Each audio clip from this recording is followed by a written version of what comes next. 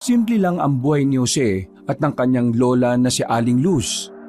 Pero nagbago ang kanilang buhay nang dumating ang batang si Agiluz.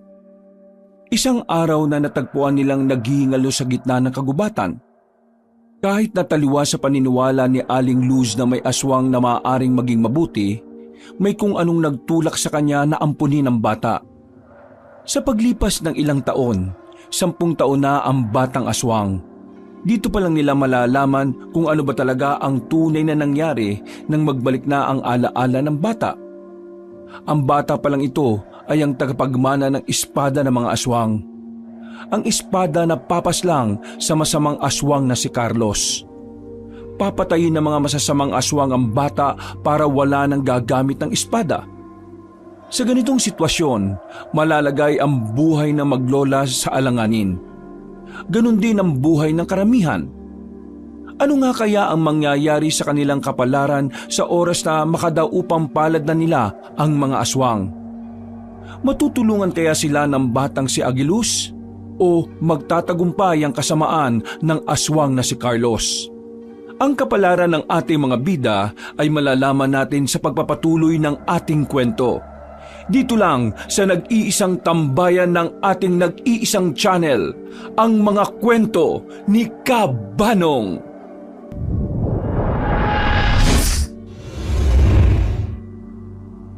Inabot na ng kung anong oras ang maglolang Jose at Luz sa pagpila sa bahay ng isang kilalang konsehal sa kanilang lugar. Maaga pa lang ay naroon na sila para sana makatanggap din ng pamaskong handog. Sa hirap kasi ng buhay, para sa kanila ay malaking tulong na ang 3 kilo ng bigas at ang ilang sardinas na kanilang matatanggap. Pero matatapos na lamang ang araw ay wala pa rin silang napapala. Mahaba pa rin ang pila pero mangilan-ngilan pa lang ang nabibigyan sa kanila. Nawawalan na rin ng pag-asa si Jose. Sa katunayan, kanina pa nito gustong makauwi. Pero naniniwala pa rin ang kanyang lola na makakatanggap sila ng pamasko. La, hayaan na natin to. Mukha tayong kawawa dito eh. Kung talagang gusto nilang magbigay, sila magbabahay-bahay eh. Hindi tayo dapat nagmamakaawa dito kasi buwis ng taong bayan naman ang ginagamit nila sa pamimigay ng pamasko. Kung hindi ka makatiis, ako na lang ang pipila rito. Umuwi ka na lang at isaing mo na yung natitirang bigas ron. Sayang ang matatanggap natin dito. Hindi natin ito mabibili sa kinita ko sa pag-aalbularya. Sige na, La. Uwi na muna ako. Ako na lang muna mag-aasikaso ng kakainin natin. Uutang na lang muna ako kina Pedro ng sardinas. Ayusin mo ang saing mo, ha? Baka mamaya lata na naman ang ibabaw tapos sunog ang ilalim. Sige na po, aalis na po ako. Naglakad na palayo ang binata. Napalingon pa siya sa haba ng pila. Napapailing na lamang ito dahil sa pagiging dismayado. Bata pa lamang siya, mulat na kasi siya sa ganoong sistema.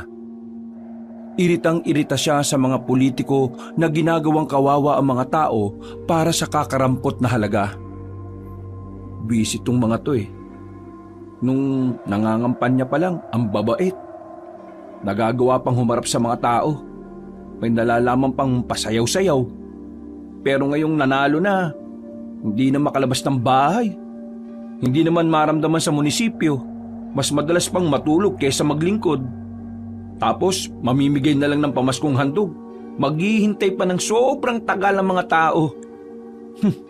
Pera naman ng taong bayan yun ah. Bakit kailangan nilang pahirapan ng mga tao ngayon? Sa kanyang paglalakad ay nakasabay niya ang kanyang kaibigang si Pedro. Ang kanyang kaibigan na sandalan niya kapag kailangan niya ng mauutangan. Pedro, pautang nga ulit oh. Wala na naman kasi kaming ulam eh. Naubos lang yung oras namin ni Lola kakapila sa lintik na pamaskong handog na yun. Teka, kakausapin ko muna si Mama. Kasi pre, yung utang nyo, mas mahaba pa kaysa doon sa pasensya ni Mama eh. Pero huwag kang mag-alala. Gagawa natin ng paraan yan. Maraming salamat pre ah. Mabuti na lang talaga, pinanganak kang mabuti. Mabuti mong mukha mo. Alam ko naman turing mo sa akin eh, salot eh. Ay, siya nga pala. Bakit mo pala iniwan si Aling Luz? Paano? Naiinis na ako. Tingnan mo naman yung haba-haba ng pila pero wala pa rin napapala ang mga tao. Mangilan-ngilan pa lang yung nakakatanggap. At mukhang mga kakilala pa nila ah. Alam mo yung si Konsyal Openg? Ang kapal din ng mukha niyan no? Uy, baka may makarinig sa'yo. Ano ba kasi problema mo kay Konsyal? Naiinis lang ako. Ang daming pautot dati pero ngayon kapag may nanghihingi ng tulong sa kanya, palagi siyang wala. Minsan tulog. O kaya laging pinaghihintay mga tao. Kagaya ngayon. Ganyan naman ang mga politiko Sa una lang magaling. Bibira na lang yung makakita ka ng politiko ngayon na talaga namang mabuti at dedikado sa masa. Kaya mo na. Sumunod ka na lang sa akin at kakausapin natin si Mama para makautang ka ulit ng pang-ulam ninyo. Tingin ko naman papayag yun Kasi di ba si Aling Luz yung nanggagamot sa mama ko kapag may sakit. Naglakad na lang silang patungo sa bahay ng binata. Pagdating nila roon, ay saktong naroon ang nanay ni Pedro. Kinausap ito sandali ng binata at sandaling napatingin kay Jose. Nakatingin yon sa kanya ng masama. Pero mga ilang sandali lang ay lumabas na si Pedro na dala ang 4 na sardinas mula sa tindahan. Maraming salamat talaga pre Kapag nakaluwag-luwag kami, babayaran ko lahat ng utang namin sa inyo. Naku, dapat lang pre. Si Mama, alam mo naman. Kung ako lang naman hindi naman kita sinisingil Pero ang nanay ko, mukhang pera yun Pasensya na ulit At maraming salamat ulit dito. Naglakad na lamang ang binatang si Jose paalis. Kahit na papaano, magaan na ang pakiramdam ni Jose. May sasalba na naman kasi nilang maglola ang gabing yun. Napabuntong hininga na lamang ang lalaki. Sa isip-isip niya, kailangan na talaga niyang makapagtrabaho ulit. 2 linggo pa lang siyang walang trabaho, ramdam na niyang mas lalong humirap ang kanilang buhay. Pagdating niya sa kanilang bahay ay agad siyang nag-asikaso ng panghapunan nila. Makalipas lang ang ilang minuto, dumating na rin ang kanyang lola. Dismayado ang matanda, walang dala na kahit na ano. Umupo ang kanyang lola sa harapan ng pinto at saka bumuntong hininga. Agad namang napakamot ng ulo ang binatang si Jose. O di ba la? Napagod lang kayo sa wala? Sinasabi ko naman kasi sa inyo na huwag nyo nang suportahan yung tukmol na konsyal natin na yun Niluklok nyo pa kasi sa pwesto tapos ayan. Yan ang napala nyo. Manahimik ka nga. Wala namang magagawa yung mga sinasabi mo Alam mo la, kung anong problema sa inyong matatanda, hindi nyo kayang tanggapin ang opinyon na mas nakababata sa inyo. Tingnan nyo nga nangyari Kayong matatanda ang nagpanalo sa mga ganyang klaseng politiko. Pero sino ang magdurusa dyan balang araw? Ang mga kabataan. Kayong matatanda naman kasi, ayusin nyo naman kasi yung pagpili ng politiko. Sinayawan lang kayo, binoto nyo na kagad. Gwapo lang, binoto na kagad. Isipin nyo naman na ang maapektuhan pagdating ng araw yung mga mas batang henerasyon. Huminga na lamang ng malalim ang matandang si Luz. Hindi na ito nakapagsalita pa dahil alam din naman nitong may punto ang kanyang apo. Matalino naman kasi talaga si Jose pagdating sa usaping panlipunan. Madalas pa nga, ang binata ang nanenermon sa kanyang lola tungkol sa mga pananaw pagdating sa politika. La, pasensya na baka mamaya sumama na naman ang loob niyo sa akin. Tama naman ang sinabi mo Kasalanan ng matatanda kung bakit may mga politikong gaya ni Konsyal Openg. Basta, hindi na ako boboto ng ganun sa susunod.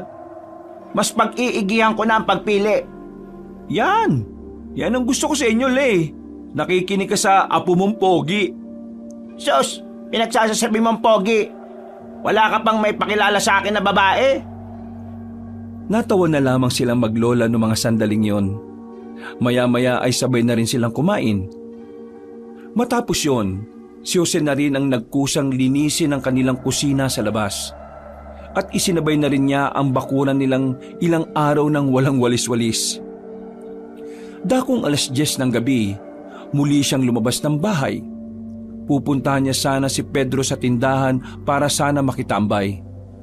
Pero nang mapadaan siya sa isang daan na medyo madilim na, napansin niya ang isang truck na nakatigil doon. Yun ang unang pagkakataon na meron siyang nakitang truck sa madilim na daan na yon. Karaniwan kasing sa kabila dumadaan ng mga sasakyan at ang daan na yon ay para lang talaga lakaran ng mga tao. Nung una, nag-alangan siyang lumapit. Umandar kasi ang makina ng sasakyan kaya inisip niya na merong tao roon. Tamang hinala siya na baka bigla na lang siyang dukutin ng mga naroon at gawing giniling. Ganoon na ganoon kasi ang kumakalat na kwento dati sa lugar nila. May mga taong dinudukot at ang laman nito ang ginagawang giniling na siya namang binebenta sa black market. Ano na naman kayang meron dito sa truck na to? Ngayon ko lang to nakita. Naglakad siya sa gilid. Maraan siyang lumapit doon at napansin niyang walang katao-tao sa loob. Pero naramdaman niyang tila may laman ang container truck na yon. May gumagalaw sa loob. At laking pagtataka niya nang marinig ang tila mabangis na hayop na naroon. Gagi! Anong meron dito? Hindi ko rin alam eh. Munti ka nang mapasigaw si Jose nang marinig ang tinig na yon. Pero nakahinga siya ng maluwag nang mapagtanto na si Pedro lang pala ang nasa likod niya. Huy! Wisit ka! Munti ka na akong atakihin sa puso dahil sa ginawa mong bisit ka eh. Ano ba ginagawa mo dito? Ikaw ang dapat kong tanongin yan. Bakit ka narito? Pre, 2 gabi ko nang napapansin yan dito. Kaya ngayon nandito ako ulit. 2 beses? Ibig sabihin, meron din yan kagabi? Oo, kagabi kasi napadaan lang naman ako dito para sana manghuli ng gagamba. Yung pamangkin ko kasi makulit eh. Gusto ng gagamba. Tapos ayan, nakita ko yan. Alam mo, medyo kabado ako sa laman ng truck na yan eh. Parang may laman na mabangis na hayop. Oo, narinig ko nga rin kanina eh. Pero, ayan pa rin ba yung truck na nakita mo kagabi? O iba na yan? Iba na yan. Tingin ko kada gabi, iba-ibang truck pumaparada dyan. Ano naman kayang laman yan? At sino naman kayang may-ari ng truck na yan? Gusto mo bang hintayin natin na bumalik yung mga nagmamaneho niyan? Meron? Anong meron? Malamang meron. Paano makakarating yan dyan kung walang nagmaneho? Ay, oo nga no. Nasan nga? Wala naman eh. Ihintayin nga natin. Baka mamaya may ginagawa na pala silang illegal dito sa lugar natin eh. Di, susumbong natin. Tayo ngayon ang bida. Sira ulo. Mag-isip ka nga. Kung illegal nga yan, di malamang masasamang tao may pakanan yan. Kapag nagsumbong tayo, malalagay sa alanganin natin ang buhay natin. Ay, oo nga no. Nanahimik ang dalawa nang mapansin nilang may mga lalaking paparating. Naka-flashlight ang mga yon kaya dumapa na lamang sila sa kanilang pinagtataguan. May daladalang isa pang truck ang mga lalaki. Mas malaki kumpara sa truck na nakaparada lang sa gilid. Nang nasa harapan na nila ang mga yon, nakita nilang binuksan na ang truck na maliit. Tulong-tulong ang 7 lalaki na maibaba ang malaking kahon na yari sa isang kahoy. Nang sinasampan na nila yon sa kabilang truck, muling narinig ng magkaibigan ng kakaibang angil mula sa loob ng kahon. Dalhin nyo na yan roon. At nang maidagdag na sa koleksyon ni boss. Makainin nyo ng maayos yan ha. Nagmamadaling umalis sa mga lalaki at minaneho na rin ang 2 truck. Noong mga sandaling yon, mas lalong naginala ang magkaibigan na baka nga iligal ang ginagawa ng mga kalalakihan. Tingnan mo, ano kayo nasa loob ng kahon na yon? Leon? Tigre? Hindi siya tigre pre. Hindi rin leon. Hindi mo ba napapakinggan ng maayos? Para siyang ibang nilalang eh. Yung angil niya parang angil ng taong nababaliw eh. Angil ng taong nababaliw? Paano ba yun? Pakita mo nga. Ay naku, bala nga sa buhay mo. Ang mabuti pa, umalis na lang tayo dito baka mamaya may makakita pa sa atin dito. Naglakad na lang paalis ang 2 lalaki. Hindi na lang nila ganong pinagtuunan ng pansin yon. Pero nang makabalik na si Jose sa kanilang bahay at nakahiga na rin, saka pa lamang siya napaisip sa nakita nila. Sa hindi malamang dahilan, Tila mas lalong nabuhay ang interes sa kalooban ng binata para malaman kung anong meron doon. Masyado siyang nilalamon ng kuryosidad. Kaya sa mga sumunod na gabi, nagkasundo silang magkaibigan na balikan yon. Pero wala na silang nakikitang truck doon. Kahit na gabi-gabi nilang dinadalaw ang lugar na yon, hindi na nila ulit nasilayan ang kanilang inaasahan. Palagay nilang dalawa, nakaramdam ang mga lalaki na merong nakakita. Bilisan mo naman kumilos. Diyos ko naman, no? Kalalaki mong tao para kang babae kumilos. Sandali lang naman la, nagsusuklay pa nga yung tao eh. Nung hapon na yon ay aalis ang maglolang Jose at Luz. Pupuntahan nila ang kakilala ni Aling Luz na si Mang Maximo. Ayon sa pagkakaunawa ni Jose, si Mang Maximo ay dati raw di umano nakipaglaban sa mga aswang. Matagal na itong natenga sa pagiging manunugis mula nang hindi na lumitaw pa ang mga nilalang na yon. Kailangan ni Aling Luz na makipagkita sa matandang si Maximo para makahingi ng mga epektibong halaman na magagamit niya sa panggagamot. Makalipas ang 10 minuto, natapos na rin ang pagsusuklay ni Jose. Iritang-irita sa kanya ang lola niya. Para kasing sobrang halaga ng buhok para kay Jose tuwing aalis sila. Kung tutuusin ito, ang buhok ay parang mas mahalaga pa ito sa oras na nasasayang kakahintay sa kanya. Siguro kapag ikaw napanot, malulungkot ka kasi mababawasan ang buhok mo. Pambira ka naman la. Buko na nga lang ang libangan ko kapag bagong ligo ko eh. Ayaw nyo pa. Eh anong oras na? Hapon na. Maglalakad pa tayo. Ang tagal mo nang maligo. Ang tagal mo pang magsuklay. Oo na la. Aalis na nga po tayo eh. Huwag ka na magmaktol. Inalalayan na lamang ni Jose ang kanyang lola para makapaglakad palabas ng kanilang bakuran. Hindi naman kalayuan ang kanilang lalakarin. Pero dahil may mga parting paakyat dahil medyo bulubundukin ang kinaroroonan ni Mang Maximo, batid ng binata na magbubuhat na naman siya ng matanda. Makalipas ang ilang sandali, paakyat na rin sila sa lugar ni Mang Maximo. Isang baryo din yun na kagaya ng sa kanila. Marami na ring tao at kabahayan. Naabot na rin doon ng supply ng kuryente at tubig. Kinilala na rin ang munisipyo bilang isang ganap na komunidad. Ay sa wakas, nakarating na rin tayo. Ay nako, nakakapagod. Wawa, napagod ka pa sa lagay na yan ha. Eh nakapasan ka lang naman sa likod ko. Ang ibig ko sabihin, kawawa ka naman kasi napagod ka. Ay nako, tayo na nga la. Puntahan na natin yung bahay nung Mang Maximo. Pakaabutin pa tayo ng gabi.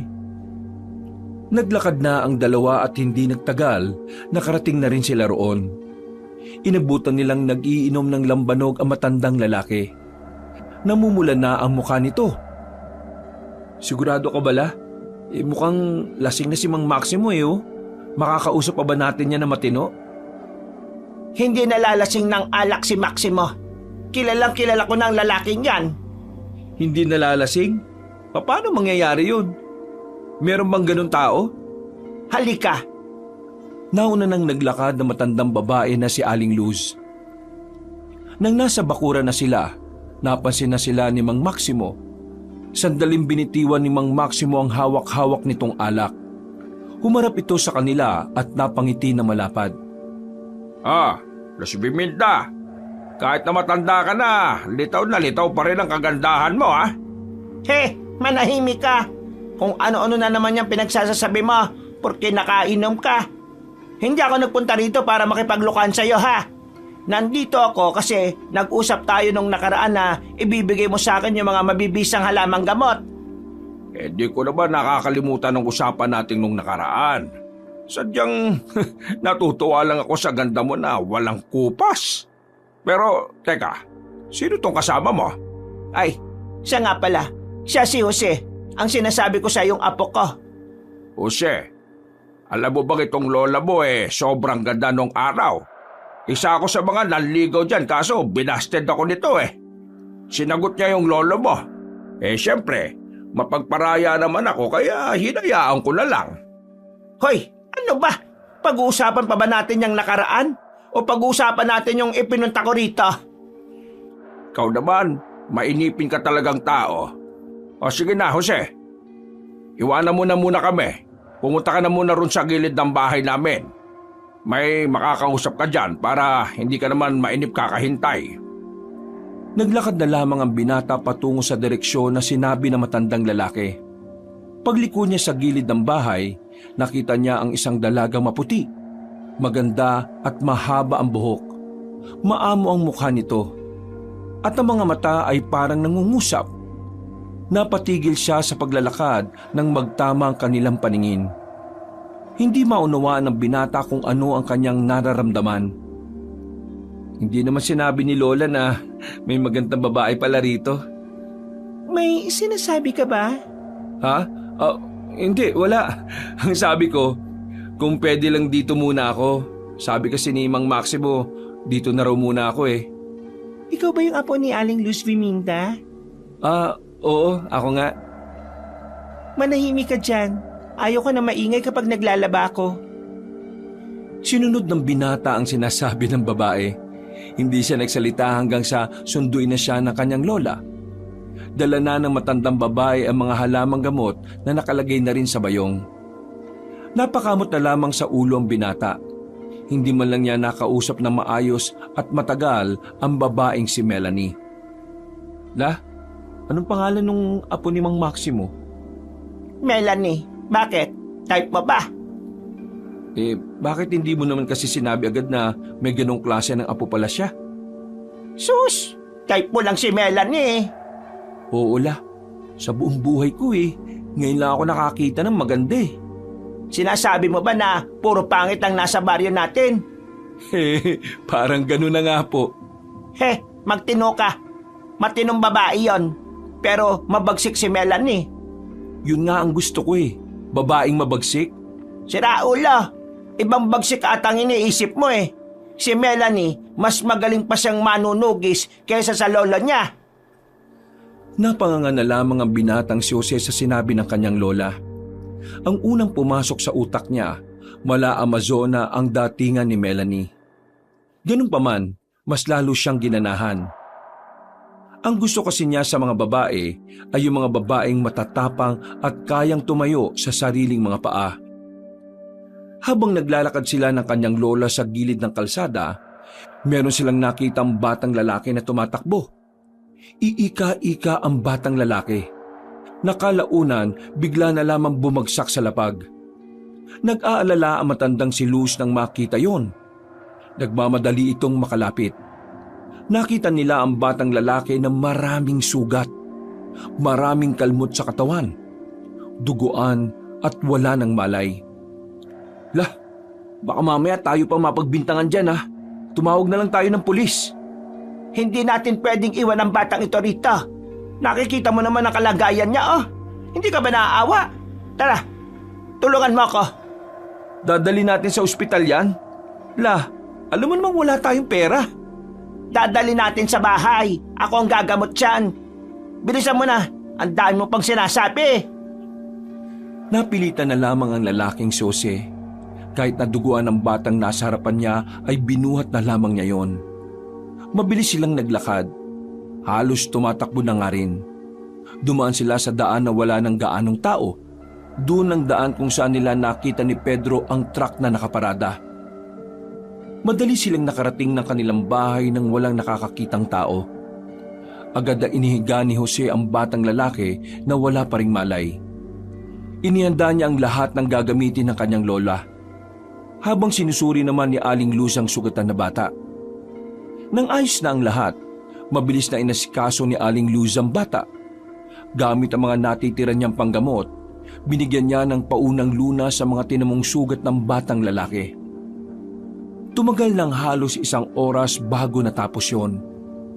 Pagbalik ni Jose sa loob, marami ng benda ang katawan ng bata. Napasandal na lamang si Jose sa dingding habang nakaupo.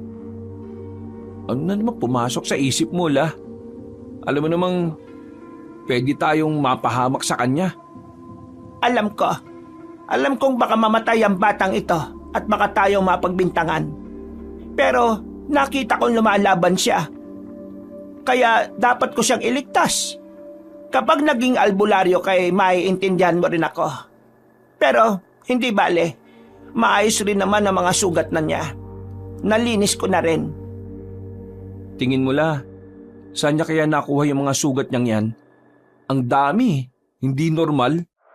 Inatake ba yan ng mabangis na hayop sa kagubatan? May kutob ako kung saan. Pero hindi pa ako sigurado kaya hindi ko na muna sasabihin sa iba. Bakit la? Ibang tao po ba ako? Kahit nasabihin ko sa iyo, hindi ka rin naman agad maniniwala. Ano nga po yun? Paano ko malalaman kung kapanipaniwala yan kung hindi mo naman sasabihin? Aswang. Aswang? Ano ho? Aswang? Seryoso? O di ba? Hindi ka makapaniwala. Kaya manahimik ka na muna dyan. Magpapahinga na muna ako dahil napagod ako sa panggagamot. Bantayan mo ang batang ito, ha? Hinayaan na lang ni Jose ang kanyang lola. Kitang-kita niya kasi ang pagod sa mukha ng matandang babae. Habang nasa harapan siya ng batang lalaki, hindi niya maiwasang hindi tingnan ang mga sugat nito. Napapaisip din kasi siya talaga kung papaanong kinaya pa ng bata ang ganong karaming sugat. Lalo pat sinasabi ng kanyang lola na aswang ang may gawa nito sa bata. Naniniwala naman si Jose sa aswang. Kinalakihan na niya kasi ang mga kwento ng kanyang lola na noon marami talagang aswang sa kanilang lugar. Kaya nga lang, dahil nga wala pa rin nagpapakitang aswang, hindi niya yun pinagkainteresan pa. Para sa kanya, isa na lamang lumang kwento o pangit na kasaysayan ang mga tungkol sa nilalang na yon. Pero ngayon, labis siyang napapaisip. Kapag tinitingnan niya ang haba at laki ng sugat ng bata, naiisip niya na baka nga nagbabalik na ang mga aswang. Sa kakabantay sa batang lalaki, nakaidlip na rin si Jose sa gilid. Nagising na lamang siya nang maramdaman niyang may kumikilos sa labas ng bahay nila. Pagtingin niya sa kinahihigaan ng bata, wala na yun doon. Napabangon siya kaagad. Pagtingin niya sa labas, nakita niya si Aling Luz at ang batang lalaki na naroon. Kumakain ng bata habang pinapanood lang ito ng kanyang lola. Napahawak na lamang sa dibdib si Jose.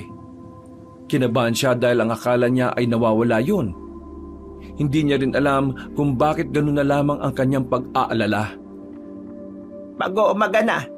Mabuti naman at gising ka na. Tulungan mo ako magsibak.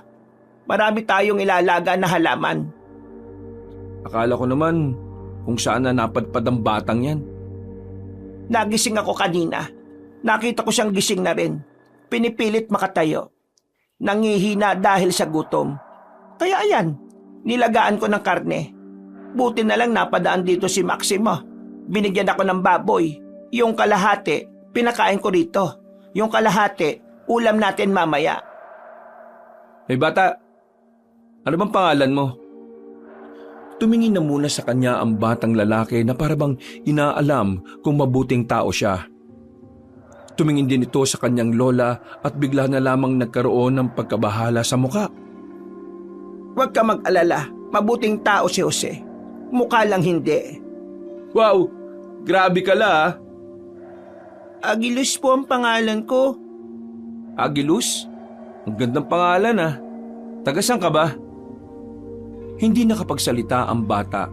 Parang nag-isip na ito ng malalim. Pero umiling-iling na lang ito sa kanya. Wala siyang naaalala maliban na lang sa pangalan niya. Nagkaroon siya ng amnesia? Oo, tama. Napalingon si Jose sa gilid nang marinig niya ang mahinahon at magandang boses ng dalaga. Hindi na niya naiwasang hindi mapangiti.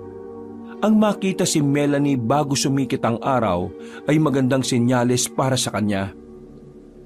Pwedeng nawalan siya ng alaala dahil sa dami ng sugat na natamo niya. Bukod pa ron, bugbog din ang katawan niya at ang kanyang ulo ay nadali rin. Hindi natin alam kung gaano katagal bago siya may maalala. Makakasama natin si Melanie sa pagbabantay at pag-aalaga sa batang ito. Dito na rin muna siya titira. Po? 2 taong inampun natin? Kung itong si Melanie lang, ayos lang sa akin eh. Pero kasama pa itong batang to? La, Hirap na nga tayong makakain ng dalawa lang tayo eh. Isasama pa natin tong batang ito. Ano bang pangalan yan? Agilus? Huwag ka mag-alala, dahil dito na rin muna ako titira. Kami na ni Lolo Maximo ang sasagot sa lahat ng gastusin.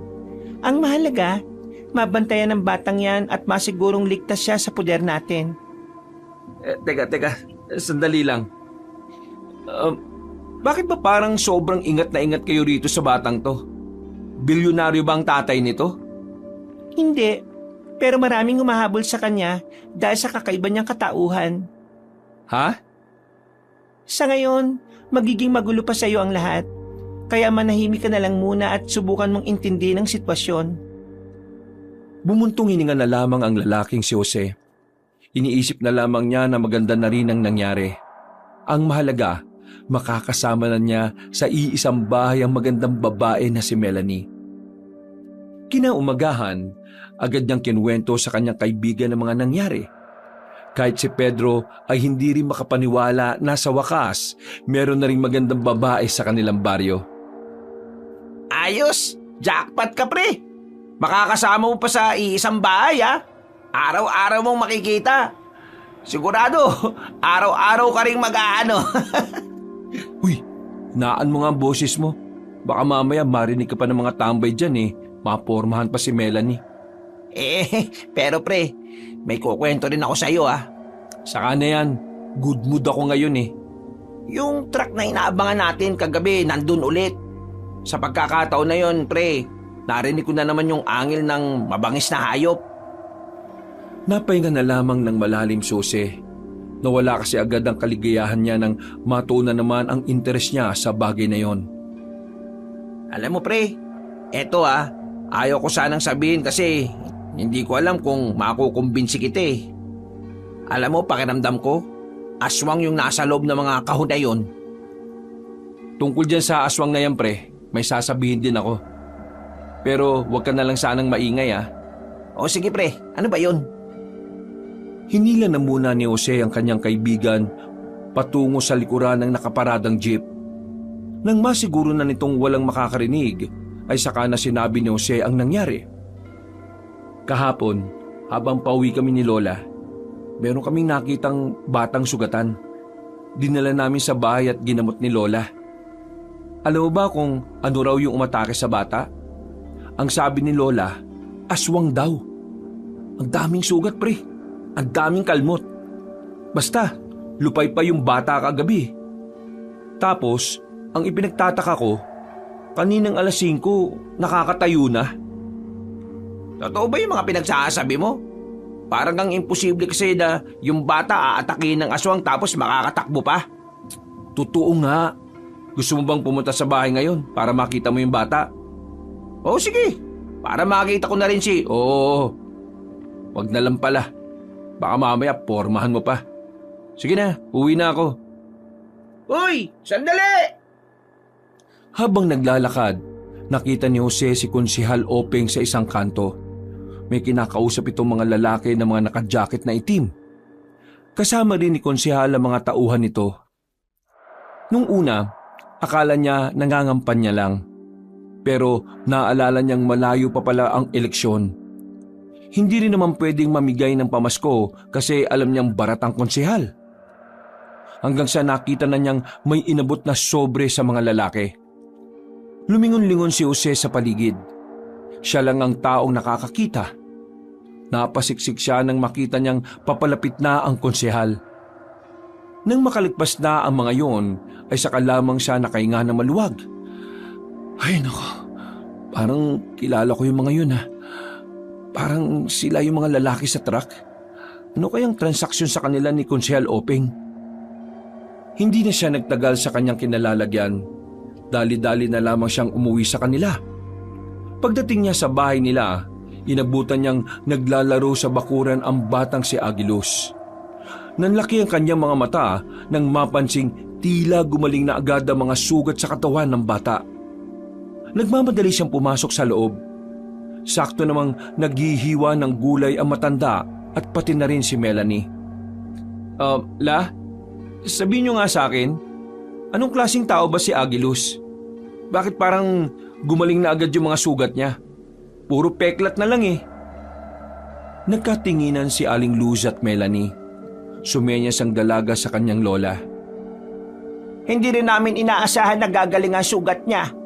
Marahil gumaling agad ang sugat niya dahil sa pagiging epektibo ng mga halamang gamot na ibinigay ni Maximo. Pero walang normal na tao na hihilom agad yung mga sugat sa loob lang ng halos 12 oras? Hindi tao si Agilus. Ho? Ano po siya? Sisiw? Aswang siya. Muntikan nang matumba ang binata nang marinig ang sinabing yun ng kanyang lola. Buti na lamang ay napahawak siya sa upuan nung mga sandaling yon. Aswang yung bata? Bakit yun dinala rito? Pambira naman talaga oh. Hindi masamang aswang ang bata. Nagmula yan sa angkan ng mga aswang na may mabubuting puso. Pero sa kasamaang palad, pinaslang ng masasamang aswang ang buong pamilya niya. Siya na ang isusunod. Kailangan siyang mamatay para wala nang gagamit ng espada na makakapaslang sa pinuno ng masasamang aswang. Si Carlos. Teka, sandali. Naguguluhan ako eh. Sinasabi niyo na itong batang ito aswang? Mabuting aswang?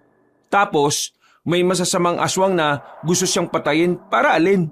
Para hindi na magamit ang batang espada na papaslan sa pinuno ng mga masasamang aswang? Tama ang pagkakaintindi mo. Si Agilus ang natitirang miyembro ng angkan niya. Siya na lang ang makakahawak sa espada ng angkan niya. Kaya gusto niyang paslangin si Carlos para malaya na siyang mabuhay kahit na kailan. Yun ang dahilan kung bakit niligtas ng lola mo ang bata. Kung wala si Agilus, wala na makakatalo kay Carlos. Teka. Gano'n nakatagal na may alam kang ganito? Mag-6 na buwan na rin kaming nag-oobserba. Nagmamanman. Nagsasagawa ng mga akbang para alamin ang mga lihim ng aktibidad ng mga aswang. Bakit hindi nyo kagad sinabi sa akin? Dahil ayaw kong maadamay ka. Pero nadamay na ako ngayon eh. Kaya nga sinasabi ko na sa'yo. Sa halip na nagmamaktol ka dyan, tulungan mo na lang kami na labanan nito. Kailangan nating mapanatiling ligtas si Agilus. Kailangan natin siyang samahan sa lahat ng oras. Basta hindi ako marunong mag-alaga ng bata ah. Bahala kayo dyan. Pero meron pa pala akong gustong sabihin. Total, napapanahon ng aswang ngayon. Sasabihin ko na rin to. Nitong mga nakaraang gabi lang, may nakita kami ni Pedro na kahina-hinalang truck eh. Meron silang nilalabas na malaking kahon. Hindi namin sigurado kung ano ang laman nun. Basta, naririnig naming umaangil ng malakas. Parang may mabangis na hayop. Kanina lang, nakausap ko si Pedro. Ang sabi niya, hinala niya raw na baka aswang ang nasa loob ng malaking kahon na yun eh. At ito pang nalaman ko. Yung mga lalaki nakita kong nagbababa ng malalaking kahon, nakita ko silang kausap ni Konsehal Openg. May inabot na pera si Konsehal. Kaya tingin ko, may ginagawang kakaiba ang konsehal natin dito, La. Hindi ko alam ang sinasabi mo, Jose. Pero kung totoo ngang may ginagawa siyang masama, kailangan natin yung aksyonan. Baka may koneksyon siya sa mga aswang. Mamayang gabi, ituro mo sa akin kung nasaan ang bahay ng konsehal. Ako? Oo. Alaga naman ang lola mo. Apo, puntahan niyo ang bahay ni konsehal. Kailangan niyo makakuha ng impormasyon tungkol sa kung ano man ang ginagawa niya. Napatango na lamang si Jose. Sa isip-isip niya, ito na ang tamang pagkakataon para makapagpasikat sa dalaga. Pagkakataon na rin niya ito para masolo at makausap si Melanie. Pagsapit ng kinagabihan, sumama nga si Jose sa babae. Pasimple silang naglakad patungo sa kinaroroonan ng bahay ng konsehal. Wala nang mga nakapila roon para sa pamaskong handog. Nagsawa na kasi ang mga tao. Malaki pala talaga ang bahay ng konsehal na ito. Siguradong meron ngang itinatago ito sa loob. Sigurado ka bang kaya natin to? Natutuwag ka ba? Hindi ah. Bakit? Kahit ako nga lang kaya ko na ito eh. Kung binabalak mong magpasikat sa akin, pakiusap wag na. Baka mabulilyaso pa tayo. Sumunod ka lang sa akin. Wala kang ibang gagawin kundi sumunod sa akin. Naintindihan mo ba ako? Tumango-tango na lamang si Jose na para bang bata. Nang makakuha na sila ng tiyempo, mas lumapit pa sila sa bandang gilid ng malaking bahay. Bagyang madilim yon, kaya mas naging madali para sa kanila na lumapit. Nung mga sandaling yon, aminadong kabado si Jose. Yung kasi ang unang pagkakataon na gagawa sila ng ganoong klase ng bagay. Pero dahil kasama niya ang dalaga, pinipilit na lamang niyang magmukhang matapang. Hindi niya hahayaang ma-turn off sa kanya si Melanie. Nang makarating na sila sa bandang dulo, nagkaroon na rin sila ng pagkakataon na makapasok. Inakyat kasi nila ang pader. Nang nasa likuran na sila ng bahay, nasipat nila sa loob si Konsehal Openg na may kausap sa telepono. Lumapit sila ng bahagya para marinig ang sinasabi ng matandang lalaki. Narito na ang mga alaga natin. Baka sa makalawa, makakausap ko na rin ang mga buyer nito. Dadali nito sa ibang bansa. Solido ito pare. Dito lang sa Pilipinas nakakakuha ng ganito. Paano namin nahuli? Hindi namin hinuli. Yung mismong tribo nila ang nakakausap namin. Sa kanila kami mismo kumukuha. Sila mismo ang nagbibigay sa amin ng kapwa nila. Tapos ibinebenta namin ng triple. Oo, totoo. Totoo mga aswang ang nakakausap namin. Ay nako, mabilis talaga ang pagyaman ko nito. Nang marinig nila ang mga sinabing yun ni Konsehal, nakaramdam ng kilabot si Jose. Dito na niya napagtanto na talaga palang pwedeng negosyo ang pagbebenta ng aswang. Ang hindi lang niya mapaniwalaan ay si Konsehal Openg pa ang gagawa ng ganoong kasuklam-suklam na gawain. Posible palang ibenta ng mga aswang ang kapwa nila aswang? Ang mga binibenta ng mga aswang ay yung mga kapwa nila na may mga diferensya na. O yung mga aswang na wala nang pakinabang sa kanila. Kagaya na lamang ng may mga sakit. O kaya may kapansanan. Hindi sila magbebenta ng aswang na alam nilang mapapakinabangan pa nila. Kung nagbebenta sila, ano naman ang gagawin nila sa pera?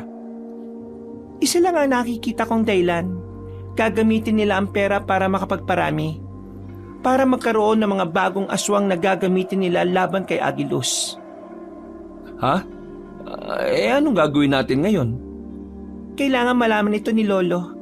Kailangang may handa kagad ang mga manunugi sa nalalapit na laban. Diyos ko naman.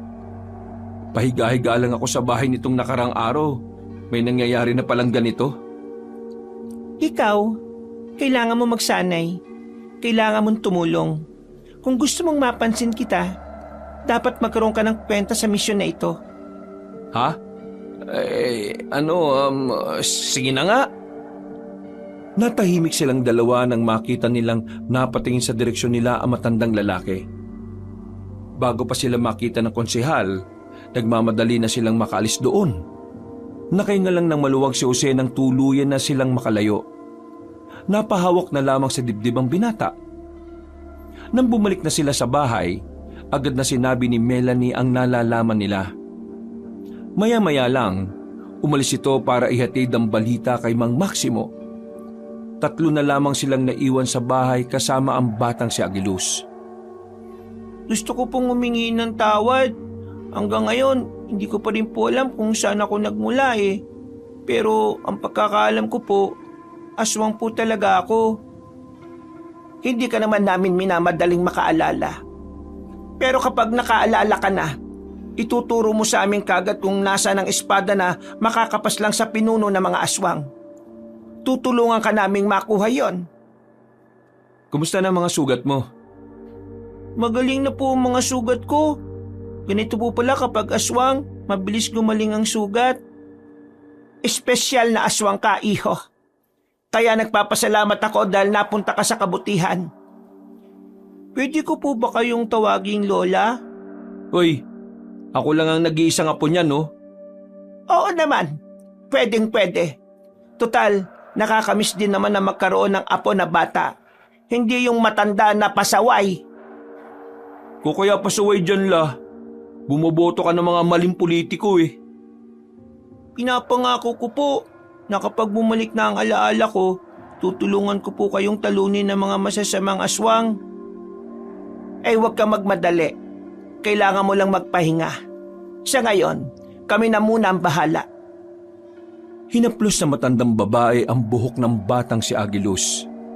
Napangiti naman ang bata. Kinabukasan, nabigla na lamang si Jose nang dumating si Mang Maximo kasamang iba pa nitong mga miyembro na manunugis. Ayon sa matandang lalaki, ang hapon na yon ang itinakdang araw para pigilan ang transaksyon ni Konsyal Openg dun sa mga aswang. Kahit na ayaw sumama ni Jose, napilitan na lamang siyang sumama dahil naroon si Melanie. Naglakad sila patungo sa bahay ng konsehal. Sinubukan pa silang pigilan ng mga tauhan nito pero walang nagawa ang mga iyon nang maglabas ng mahahabang katana ang mga manunugis. Nasaan ang ama niya? Hindi pa man nakakasagot ang pinagtanungan nilang kasambahay, bumaba na sa hagdan na matandang lalaki na si Openg. Humarap ito sa kanila ng nakasimangot at salubong ang kilay. Anong ibig sabihin nito? Bakit kayo pumasok sa bahay ko nang hindi nagpapaalam? Alam niyo bang trespassing ang ginagawa niyo? Pwede ko kayong kasuhan. Hindi mo ba muna tatanungin kung ano ang pinunta namin dito? Ano nga ba ang pakay ninyo rito? At bakit niyo binubulabog ang bahay ko? Ang pakay namin dito ay walang iba, kundi ang mga alaga mong itinatago mo at ibinebenta mo sa ibang bansa. Ha? Anong pinagsasabi nitong tao na to? Teka nga. Sino ka ba? Hindi mo ba ako kilala? Ako ang konsehal sa baryong ito. Wala akong pakialam kung sino ka pa. Itinutok ni Mang Maximo ang mahabang katana sa liig ng matandang si Openg. Nang dahil dito, nakaramdam na rin ng takot ng konsehal. Melanie, hindi naman niya agad papatayin yan, di ba? Hindi nagsalita si Melanie. Sinenyasan lang siya nito na manahimik sa gilid. Ano bang problema? Wala naman akong kasalanan sa inyo Sa amin wala, pero sa mga tao meron. Alam mo bang nilalagay mo sa alanganin ang buhay ng lahat dahil sa ginagawa mo? Ano ba kasing ginagawa ko? Nagtatago ka ng aswang at ibinebenta mo sa ibang bansa. Nanlalaki ang mga mata ni Mang Openg. Kahit na halatang halata na sa mukha nito, hindi pa rin ito umaamin. Anong tinatagong aswang? Anong aswang? Walang aswang. Hindi naman totoo yung aswang na yan Kung hindi ka aabil wala na akong magagawa. Inambana ni Mang Maximo ang kanyang katana. Akmang tatagain na nito sa liig ng konsehal nang bigla itong sumigaw. Oo na! Amin na ako! Aamin ka rin pala, ang dami mo pang sinasabi. Ituro mo sa akin kung nasaan ang mga aswang. Bilisan ba? Oo na! Pero pwede bang ibaba mo muna yung katana na yan? Tataas ko ulit sa leg mo yan kapag kumulit ka. Bilisan ba? Nauna nang naglakad ang konsehal, sinundan naman nila yon. Meron silang pinasukan na isang silid. Sa silid na yon ay may sikretong lagusan sa ilalim ng carpet. Bumaba sila roon. Kasama pa rin si Jose, na sa mga sandaling yon aminadong nawiwindang sa mga kaganapan. Hindi niya inakala na sa wakas, makakaganti na rin siya sa mga araw na pinagmukha silang kawawa ni Konsehal Openg. Pagbaba nila roon, nakita nila ang malawak na underground. Naroon ang iba't ibang uri ng aswang na nakalagay na sa loob ng matibay na aquarium. Kahit si Jose, hindi rin makapaniwala sa kanyang mga nakita. Hindi niya inakala na makakakita siya ng isang aswang na hindi gaya ni Agilus.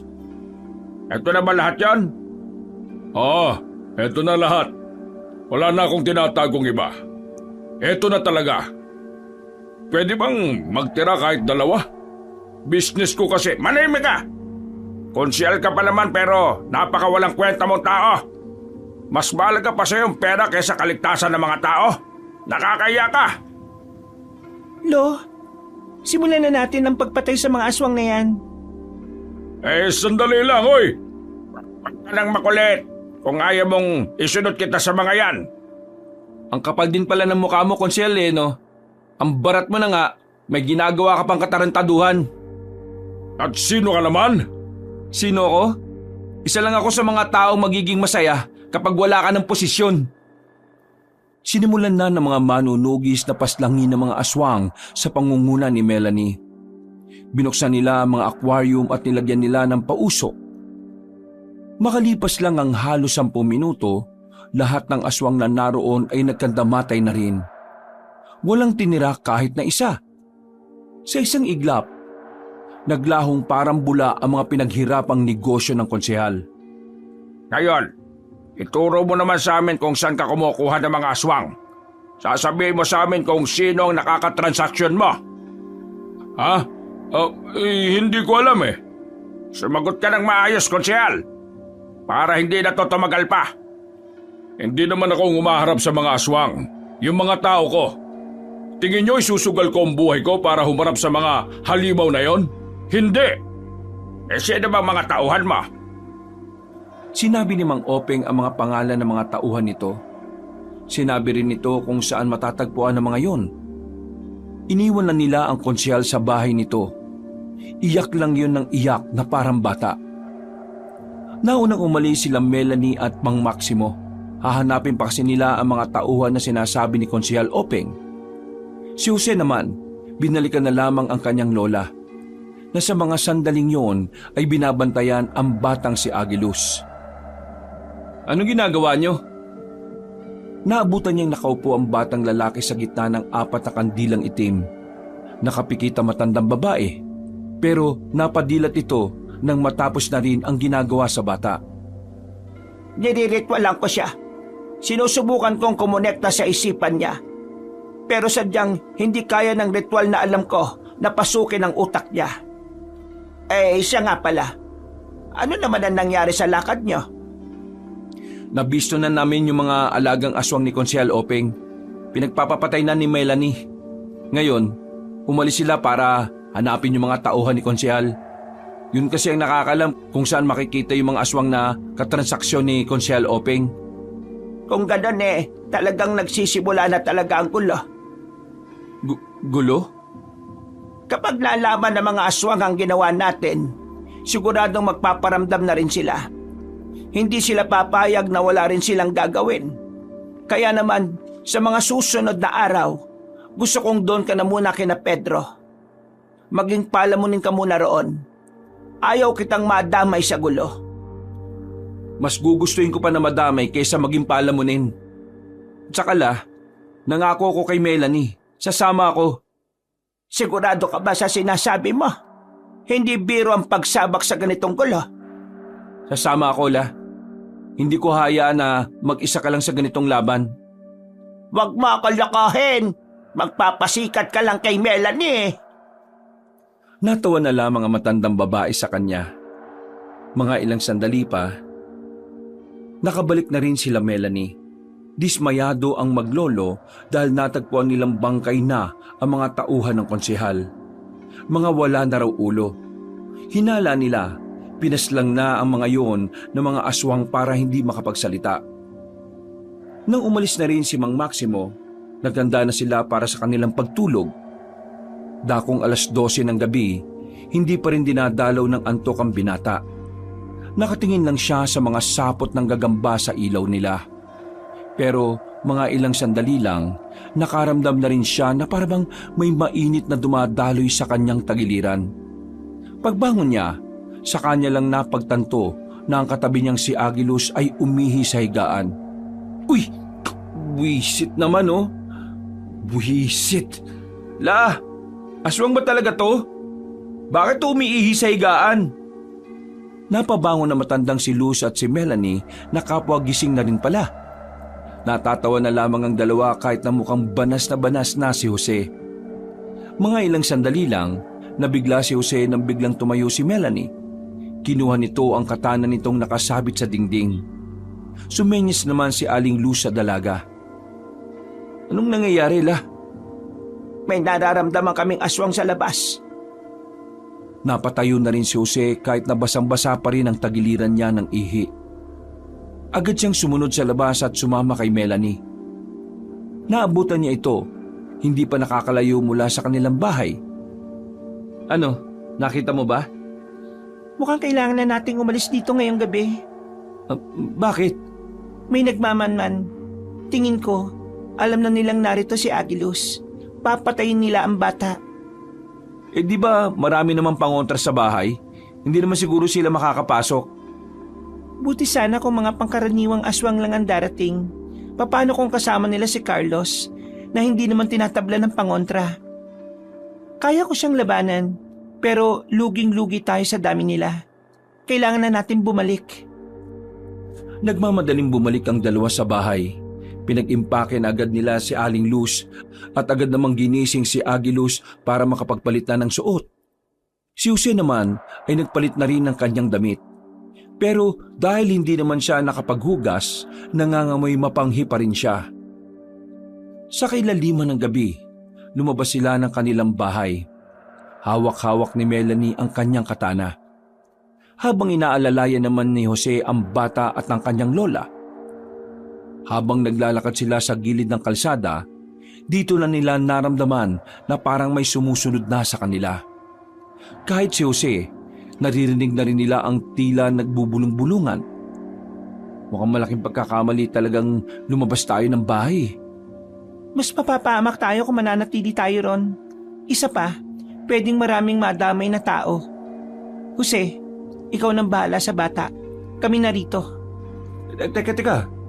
Pati ikaw, Lola, lalaban? Tingin mo, magdadala ako ng ita kung tutunga nga lang ako. Dali mo na si Agilus kay Lolo. Bilisan mo, mauna na kayo. Hindi na nagsayang pa ng pagkakataon si Jose. Dali-dali na siyang tumakbo paalis. Nang lumiko na sila sa gilid, nakita nilang may 3 lalaki na nakaupo roon. Kahina-hinala para kay Jose ang 3, kaya hindi siya dumaan doon. Nang lagpasan nila yon, nakita niyang sumusunod na ang 3 sa kanila. Kuya, baba mo na ako. Lalabanan ko sila. Magtigil ka. Bubwit ka pa lang, no? Malalaking daga na yon. Aswang din ako, kuya. Lalabanan ko sila. Huwag ka na nga makulit. Maabutan nila tayo kapag di ko sila nilabanan eh. Ay sus, ang kulit mo naman. Aray! Kinagat ng batang si Agilus ang braso ng lalaki. Nang mabitiwan niya ang bata, nakita ni Jose na nilabanan nga ng bata ang 3 aswang. Mabilis ang ginawang pagkilos ng bata. Para bang hindi ito nanggaling sa malalang mga sugat. Kumuha siya ng bato sa gilid para tulungan niya ang bata. Nilapitan niya si Agilus at binato sa mukha ang isang lalaking aswang. Tinamaan naman niya yon, dahilan para mapaatras ito. Aalis na sana mga yon pero hindi yun pinatakas ni Agilus. Pinagkakalmot ng bata ng mahahaba nitong kuko ang 3 aswang hanggang sa mamatay na ang mga yon. Ang bihira. Bata ka ba talaga?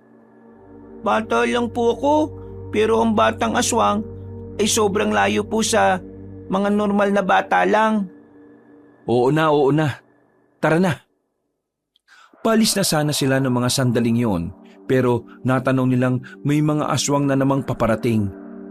Pero sa pagkakataong yon, hindi na nila mabilang kung gaano yun karami. Wala silang ibang magagawa ng mga oras na yon kundi ang umatras. Hindi pa sila nakakalayo, may isang tricycle ang tumigil sa kanilang harapan. Pre, sakay na! Uy, Pedro! Bilis! Anak ng teteng oh! Wala silang sinayang na pagkakataon. Madali silang sumakay roon. Pinaharurot naman ni Pedro ng mabilisang tricycle. At dahil doon, hindi na nga sila nahabol pa ng mga aswang. Makalipas lang ang ilang sandali, ipinarada na nila ang sasakyan sa gilid. Naglakad na sila patungo sa baryo nila ni Mang Maximo. Kaninong tricycle yung ginamit natin, pre? Sa kakilala ko. Inayos ko kasi kanina eh. Tinestin ko ngayon. Nakita ko kayong natakbo. Ay naku, pambihira ka. Hindi naman pala sa'yo yan eh. Pero maraming salamat rin, pre ha. Kung hindi ka dumating, baka kung napano na kami. Yan ba yung sinasabi mong bata na inampon ni Aling Luz? Oo, si Agilus. Alam ko na pre, nakita ko kanina. Ang alin? Naswang ang batang yan, pero huwag ka mag-alala. Hindi naman ako natatakot sa iyo, bata. Nakita ko kung paano mo labanan yung mga kapwa mo aswang kanina eh. Hindi po ako masamang aswang, pero hinahanap po ko ng masasamang aswang eh. Si Kuya Carlos po, siya po yung masama. Ano? Sino naman si Carlos pre? Base kina Lola, yun daw ang pinuno ng mga aswang ngayon. Oh, yun na pala sa bungad yung baryo nila Mang Maximo eh. Tara, bilisan na natin. Nagmamadali silang naglakad paakyat. Nang makapasok na sila sa baryo ay agad nilang hinanap ang bahay ng matandang manunugis. Pagdating nila roon, sakto namang nasa bakuran lang ang matandang lalaki habang lumalaklak na naman ng lambanog. Mang Maximo? Jose, bakit ka nandito? Bakit mo dinala yan dito? Patulog na kami kanina. Biglang sabi ni Melanie at Lola na may nagmamanman sa bahay. Naisipan niyang umalis na ron dahil baka dumating daw si Carlos at yung mga aswang. Pero habang tumatakas naman kami, nasundan na kami ng mga aswang. Kaya ayun, pinauna ako ni Melanie. Kasama niya si Lola. May pag-aalala sa tinig ng binata. Nag-aalala siya para sa kanyang lola. Matanda na ang lola niya. Alam niyang limitado na lamang ang kayang gawin nito. Pagdating sa pagkilos, alam niyang limitado na lamang ang kayang gawin nito pagdating sa pagkilos. Pero napansin ni Jose na parang kalmado lang naman si Mang Maximo. Para bang hindi man lang ito nag-aalala na nasa labanan ang kanyang apo na si Melanie. Hindi po ba kayo nag-aalala para sa kanya? Hindi. Alam ko naman kasing kayang-kaya niya mga yon. Iho, hindi mo kilala lola mo. Mausay yon. Kahit matanda na yon, ay nako. Hindi ko alam kung maniniwala ako sa inyo pero sige, para hindi na rin ako gaano mag-alala. Ano pa bang ginagawa niyo dyan? Pumasok na kayo rito. Lumapit si Jose sa matandang lalaki. Pero agad na naamoy ni Mang Maximo ang panghi na umaalingasaw. Ay teka. Bakit mapanghi? Umamin nga kayo. Sinong mapanghi sa inyong tatlo? Kanina ko pa nga po naamoy yun eh. Pero hindi lang ako sigurado kung sino po sa kanilang dalawa. Umipo kasi ako kanina sa higaan eh. Pero nakapagpalit naman ako at nakapagpunas na. Baka po si Kuya Jose po ang mapanghi. Nagpalit lang po kasi siya ng suot eh. Oo na, ako na ang mapanghi. Visit na buhay to. Mang Maximo, pwede bang magbuhos muna sa inyo? Kahit ako, naiiritan na rin ako sa amoy ko eh. Ay sige, pumunta ka lang sa gilid kung saan madalas maglabas si Melanie. Habang nagbabanlaw ka ng katawan, magluluto na muna ako ng pwede nating makain. Agad na nagtungo ang binata sa gilid ng bahay. Agad niyang hinubad ang mga suot niya. Wala na siyang suot na kahit na ano. Madilim naman doon, kaya ayos lang sa kanya. Nakapaghugas naman siya kaagad at nawala na rin ang mga mapanghing amoy. Pagbalik niya, nakahanda na ang mga pagkain. Tahimik lang silang kumakain noong mga oras na yon. Natulala na lamang si Jose. Hindi niya pa rin kasi maisip kung papaano naging ganon ang sitwasyon ng kanilang buhay. Parang noon lang kasi, ang iniisip lang nilang maglola ay kung papaano sila makakakain. Dakong 2:00, nakita nilang dumating si Aling Luz at Melanie. Wala namang nangyaring masama sa dalawa. Pero may mga sugat si Melanie na hindi naman ito iniinda. Mabuti naman at buhay pa kayo. Ano ba nangyari? Marami kaming napas lang sa kanila.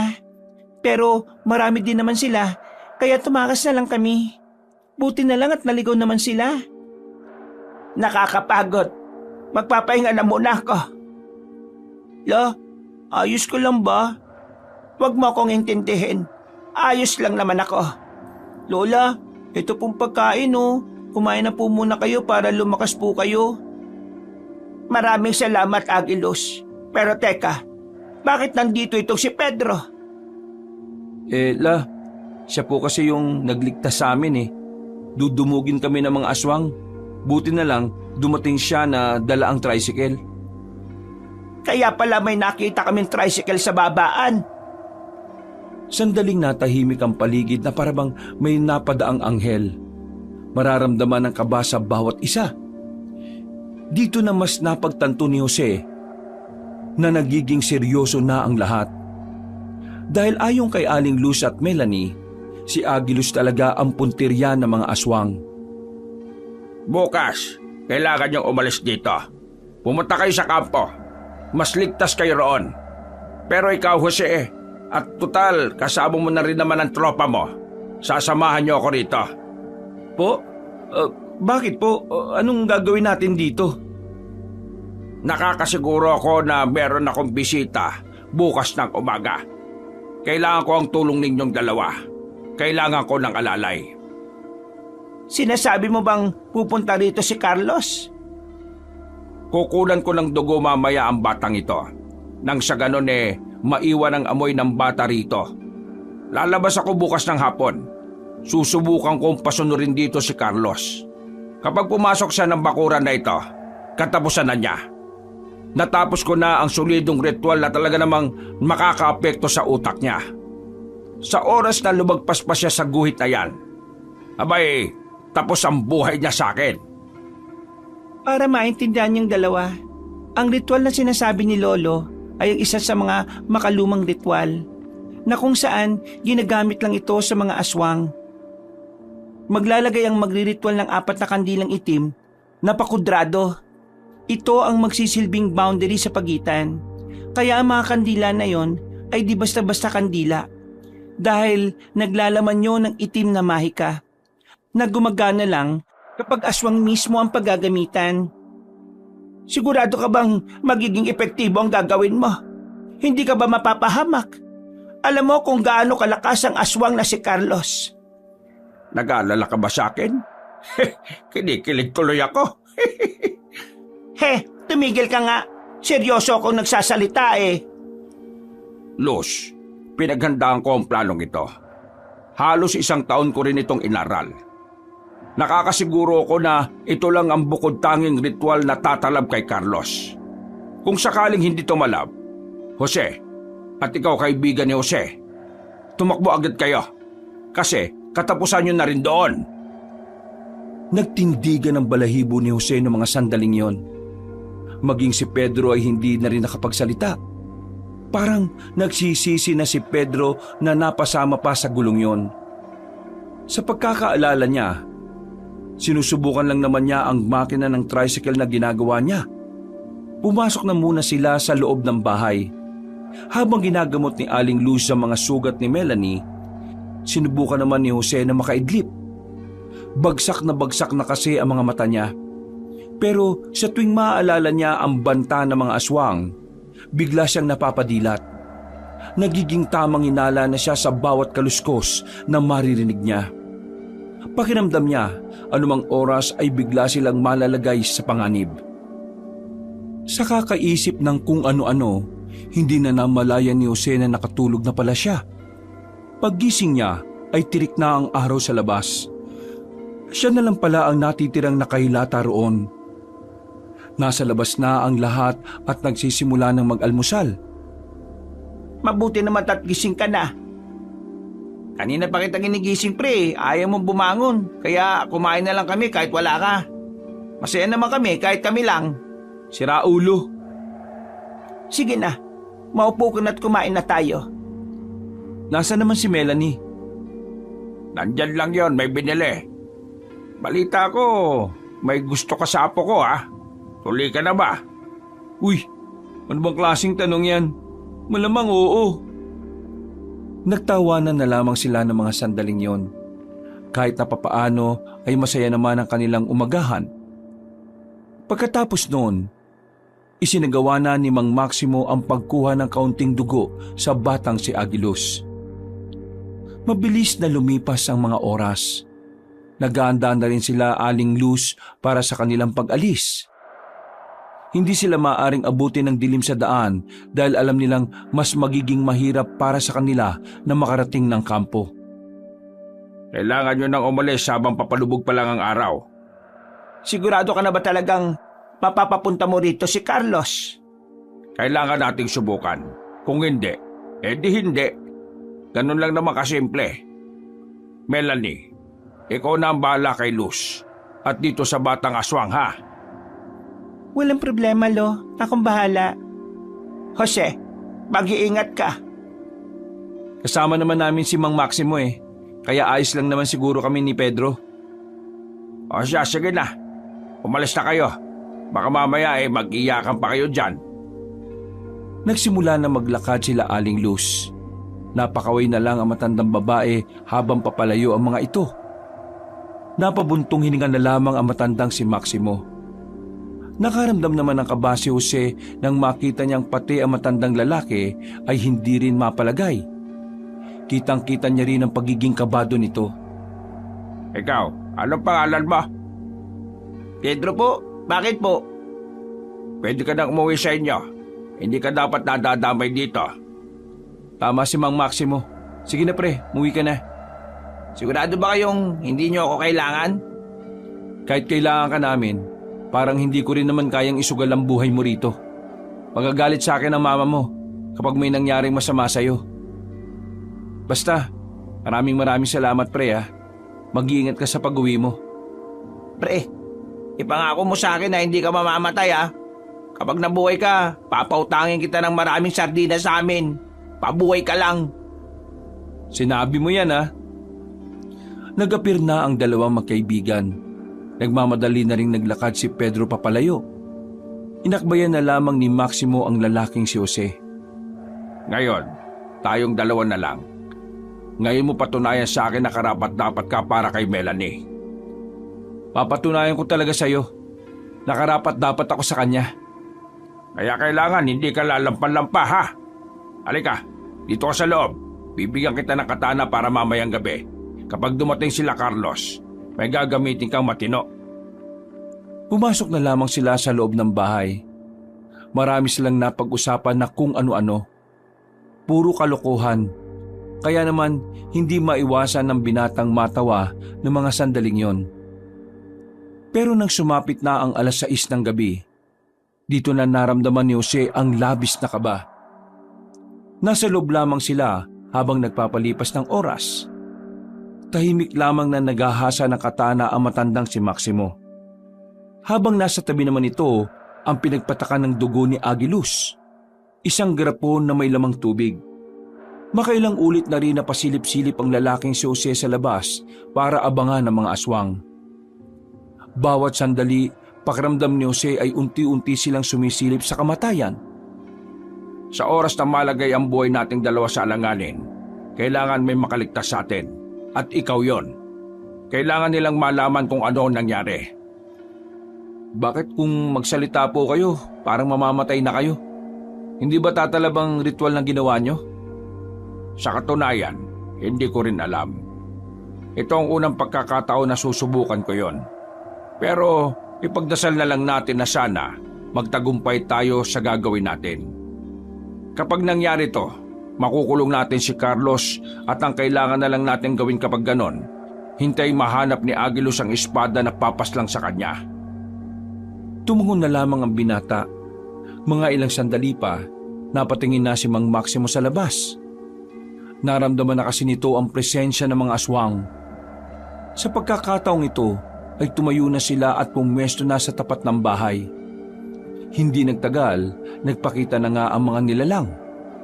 At kasama nga nito ang binatang si Carlos, ang kasalukuyang namumuno sa mga aswang. Ang aswang na may pakana ng pag-ubos ng angkan ni Agiluz. Sinasabi ko na nga ba at darating ka sa gabing ito, Carlos. Huwag mong banggitin ang pangalan na para bang magkakilala tayo. Wala akong panahon makipagkaibigan sa mga kagaya mo. Alam ko naman na kaya ka lang naman nandito para kunin ang bata. Sandaling tumingin si Mang Maximo sa loob, habang si Jose naman mahigpit na rin ang hawak sa katana kahit medyo namamasan na rin ang kanyang palad dahil sa kaba. Ibigay niyo sa akin si Agilos. Wala kayong kinalaman dito. Away ito ng mga aswang. Hindi mo ako malilinlang, Carlos. Una pa lang, alam ko na kung bakit gusto mong paslangin ang bata. Kasi siya lang ang natitirang kalaban mo na pwedeng makagamit ng espada. Alam ko na taktika mo, iho. Hindi ko ibibigay sa iyo si Agilos. Kung gusto mo siyang makuha ngayon, kailangan mo muna akong kalabanin. Huwag mong inuubos ang pasensya ko, tanda. Wala akong panahon sa iyo. Ibigay mo, bata.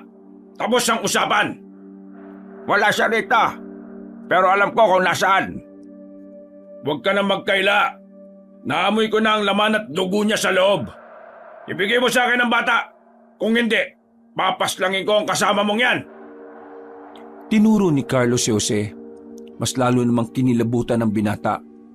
Pakiramdam niya, magiging pabigat lang siya kay Mang Maximo. Pero hindi siya nagpakita ng kahit na anong takot. Sinabayan na lamang niya ang pakikipag-asara ni Mang Maximo. Hindi mo kami madadaan sa sigaw. Kung may gusto kang kunin, dapat mong paghirapan. Ganun ang patakaran sa buhay ng mga tao. Kung wala kayong ganung patakaran, kawawa ka naman. Huwag kang magpanggap na matapang ka. Ramdam na ramdam ko ang takot mo. Pero mas maiihi ka sa takot kapag lumapit na ako dyan. Nang makita nilang hahakbang na papasok ng bakuran ang binatang si Carlos, naging seryoso na ang dalawa. Alam nilang sa paglapit ni Carlos, unti-unti nang mangyayari ang binabalak nila. Pagakbang ni Carlos sa loob, nung una ay wala namang nangyari. Pero nang makadalawang hakbang na ito, bigla na lamang itong napatigil. Gumewang ito sandali. Napahawak ito sa ulo. Anong nangyayari sa akin? Nasa ilalim ka ng isang mahika na ginawa ko lang talaga para sa'yo. Wala ka ng kawala, Carlos! May kung anong bagay na kinuha si Mang Maximo. Isa itong maliit na punyal na kailangang itara kay Carlos para tuluyan na yung mawala sa ulirat. Nang makalapit ang matandang lalaki, bigla na lamang sumilay ang nakakalokong ngiti sa mukha ni Carlos. Walang ano-ano, bigla na lamang nitong sinipa si Mang Maximo. Tumalsik ito pabalik sa harapan ni Jose. Tumawa ng malakas si Carlos. Para na itong nabubuang. Habang si Maximo naman ay hindi makapaniwala sa nangyari. Buong akala niya kasi umaayon sa plano niya ang lahat. Pero hindi pala ito ang magiging resulta. Anong akala mo sa akin? Tanga?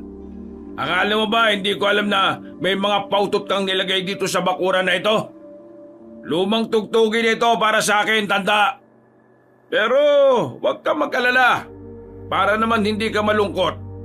Gusto kong sabihin sa iyo na tumalab naman sa akin ang ginawa mo. Ang kaso nga lang, hindi naman siya umubra. Jose, takbo! Ha? Sabi ko, balis ka na!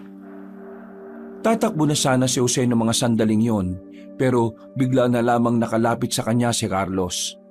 Hinawakan siya ni Carlos sa balikat. Pinisilyo ng madiin. Nakaramdam agad ng panghihina ang binatang si Jose. Buti na lamang ay nakalapit agad si Mang Maximo. Sinubukang patamaan ng katana ni Mang Maximo ang lalaki, pero agad namang itong nakailag. Mang Maximo, kailangan natin siyang labanan ng sabay.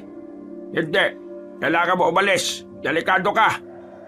Nakakalimutan niyo na bang may kailangan akong patunayan? Talagang porsigido ka ha. Sige. Pumorma na ang dalawa habang si Carlos naman ay iiling-iling lang at natatawa na lang din. Hindi nagtagal, nakipagsagupaan na nga sila sa lalaking aswang. Kamay lang ang ginagamit sa kanila ni Carlos.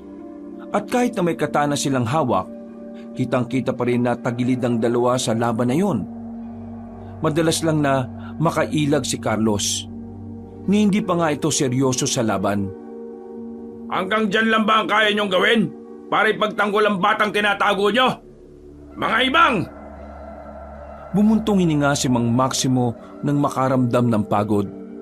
Saka lamang din napansin ni Jose na may sugat na rin ang matandang manunugis.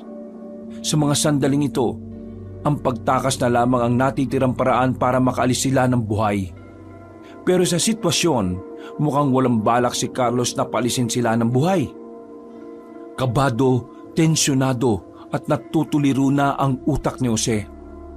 Wala siyang magawa, kahit si Mang Maximo din ay wala ring magawa. Nararamdaman ni Jose na parang pinapahaba lamang ni Mang Maximo ang oras para magkaroon siya ng pagkakataong tumakas. Kung gusto mong makuha si Agilos, kailangan mo muna akong harapin. Yun lang ang tanging paraan. Ayoko nang patagalin pa ito. Naiirita na ako sa mga sinasabi mo. Lumundag na mataas ang lalaking si Carlos. Pagbagsak nito ay napunta ito sa likuran ni Mang Maximo. Nakatanggap ang matandang lalaki ng mahabang kalmot sa likuran. Sinundan pa yun ng bandang balikat patungo sa kaliwang braso. Pero kahit na ganon, hindi pa rin tumigil si Mang Maximo na lumaban. Natutulala na lamang si Jose sa gilid. Batid niya na kahit tumulong siya, wala rin namang mangyayari. Tumakbo ka na! Bilisan mo! Natauhan ng binatang si Jose. Nagmamadali siyang tumungo sa gilid ng bahay kung saan naroon ang daan patungo sa lagusang paalis. Pero bigla na lamang siyang hinarang ni Carlos. Akmang kakalmutin na siya pero pumukol ng punyal si Mang Maximo. At tinamaan naman ang pinunong aswang sa bandang dibdib. Nakakuha ng pagkakataon si Jose na makapunta sa gilid. Habang si Carlos naman ay sandaling natigilan. Ikaw na ang bahalang mag-alaga sa apo ko. Sige na! Nakangiting wika ni Maximo. Naiyak na lamang si Jose ng mga sandaling yon.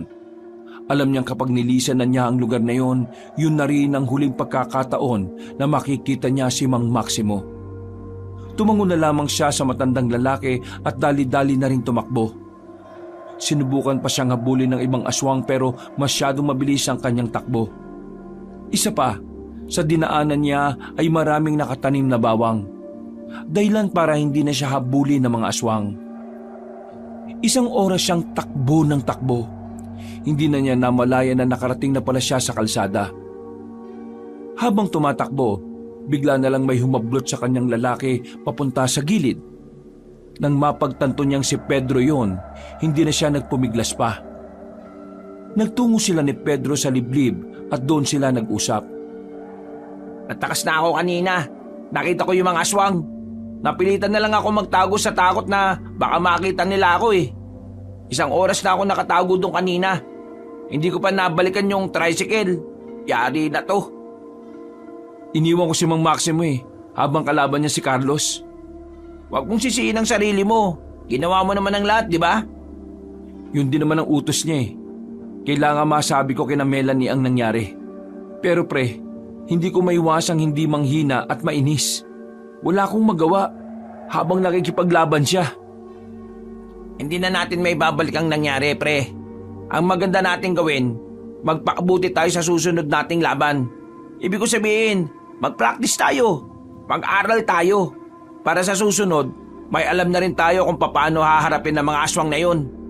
Oo, tama ka. Kailangan natin magkaroon ng kaalaman. Pero ang problema ko ngayon, saan kaya natin mahahanap ang kampo nila? Yun ang hindi nasabi sa akin ni Mang Maximo. Yun lang. Problema nga yan.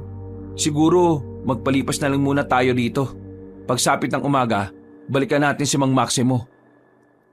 Nung mga sandaling yon, nagpa siyang dalawa na magpalipas ng oras sa kinalalagyan nila. Malamok at malamig doon. Pero tiniis na lamang nila yon kaysa naman malagay pa ang buhay nila sa alanganin. Kinaumagahan, ginising siya ni Pedro. Tirik na ang araw sa paligid. Dali-dali silang bumangon. Nung mga sandaling yon, wala na silang sinayang na pagkakataon. Tinungon na rin nila pabalik ang matandang si Maximo. Nang dumating sila, inabutan nila si Melanie na naroon na. Nakaharap ito sa bangkay ng kanyang lolo na nakapatong sa mahabang lamesa. Unti-unting naluha ang lalaking si Jose. Hindi niya maiwasang hindi sisihin ang sarili dahil sa sinapit na matanda. Pakiramdam niya kasi, naging pabigat lang siya. Lumingon sa kanila si Melanie. Namumula mga mata nito sa kakaiyak. Pero halatang sinusubukan lang din itong maging matatag. Hindi mo kailangan sisihin ang sarili mo. Alam kong sinunod mo lang ang inuutos niya sa'yo. Namatay si Lolo para sa atin, kaya hindi dapat tayo malungkot.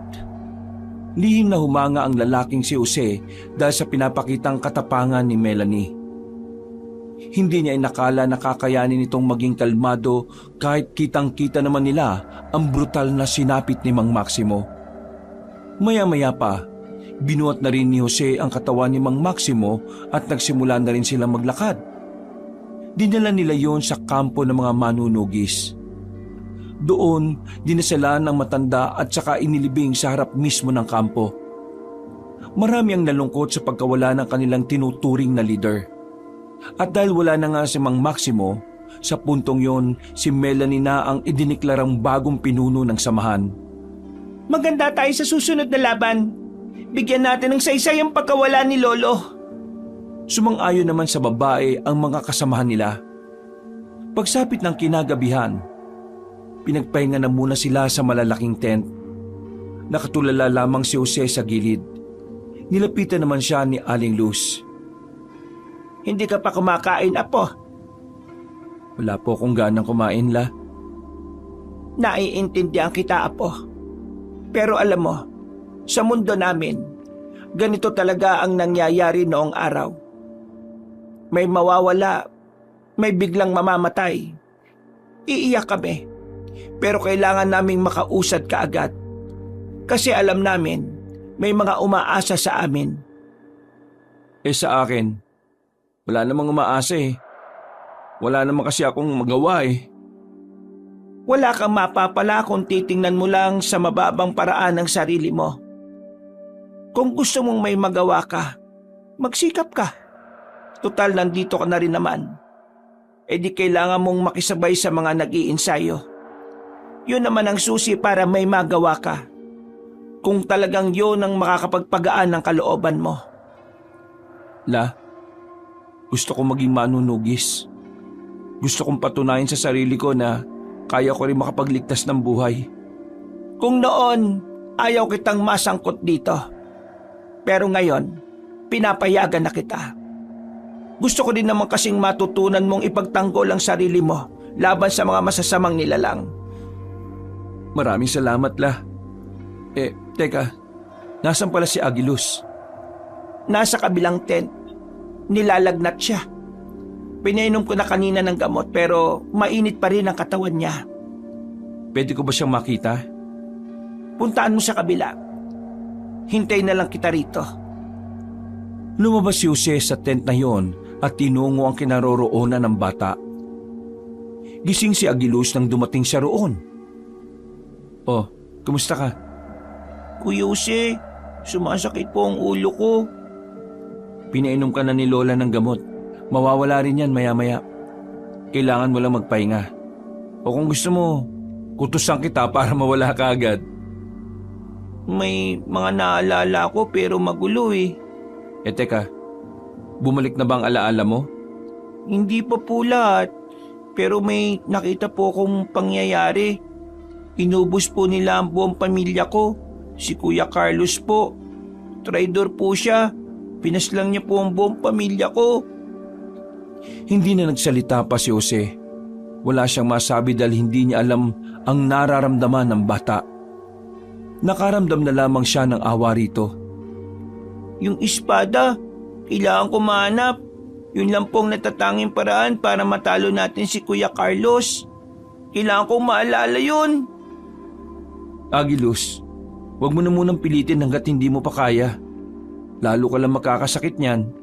Hindi po. Kailangan pong magbayad ni Kuya Carlos sa ginawa niyang kasamaan. Masamang aswang po siya eh. Dumating na si Melanie noong mga sandaling yon at ito ang nagpakalma sa bata. Hinawakan ni Melanie ang noo ni Agilus. Pataas ng pataas ang lagnat nito. Nang makita nilang dumudugo na rin ang ilong nito, tinawag na rin nila si Aling Luz. Kasama na rin ang iba pang manggagamot sa samahan. Pinalabas na muna si Jose. Lumapit naman sa kanya si Pedro na may kinakain pang hita na manok. Bre, anong nangyayari? Si Agilus, may bumabalik ng alaala sa kanya. Pero hindi pa daw malinaw. Dumugo yung ilong niya ngayon eh. Pinipilit niya kasi sigurong alalahanin kung nasaan ang espada. Kawawa naman yung batang yun, no? Kahit na sabihin mong aswang siya, pero bata pa rin siya eh. Napaka-inosente. Siya ang nahihirapan. Mas nakakaawa kasi dahil naalala niyang pinaslang ng mga kapwa nila aswang ang buong pamilya niya. Sana talaga matapos na ang lahat ng ito, no? Sana wala nang buhay pang mawala. Sana nga manalo tayo. At sana matalo natin ang mga aswang. Bumuntong hininga na lamang si Jose. Bumalik na rin sila sa kanilang tolda. Maya-maya pa, narinig nilang nasa maayos ng kalagayan si Agilus. Nagpapahinga na lamang yon habang binabantayan ni Aling Luz. Dumating si Melanie sa kanilang tolda at lumapit sa kanilang dalawa. Bukas, sasaba kayo sa pag-iinsayo. Hindi pwedeng wala kayong alam. Mauuna kayong mamatay kapag hindi nyo kayang harapin ng mga aswang. Oo, gusto ko na rin mag-ensayo eh. Nangako ko kay Mang Maximo na poprotektahan kita sa abot na makakaya ko. Huwag mong gawin yon para sa akin. Gawin mo yon para sa mas nakakarami. Kailangan nila tayo. Melanie, yung sugat mo sa paa, nakabuka oh, dumudugo. Ayos ka lang ba? Ayos lang naman ako. Sanay na ako sa ganito. Lumabas na kayo dyan at kakain na tayong lahat. Nauna nang umalis ang dalaga. Bumuntong hininga na lamang si Jose noong mga sandaling yon. Pre, tapang ni Melanie, no? May pag-asa ka kaya sa kanya? Hindi ko naman na iniisip yun eh. Ang iniisip ko na lang kung paano ako magiging kapaki-pakinabang sa laban na ito para sa lahat. Mabilis na lumipas ang mga araw. Sumalang na nga si Jose sa pag-iinsayo kasama ang iba pang mga baguhang manunugis. Hindi naging madali para sa binata ang lahat, lalo pat walang-wala talaga siyang alam na kahit na ano. Kahit tamang paghawak ng katana ay kailangan niya pang malaman.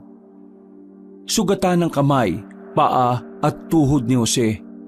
Lahat ng yun ay tinamo niya dahil sa araw-araw na pakikipagsagupaan sa mga kapwa manunugis.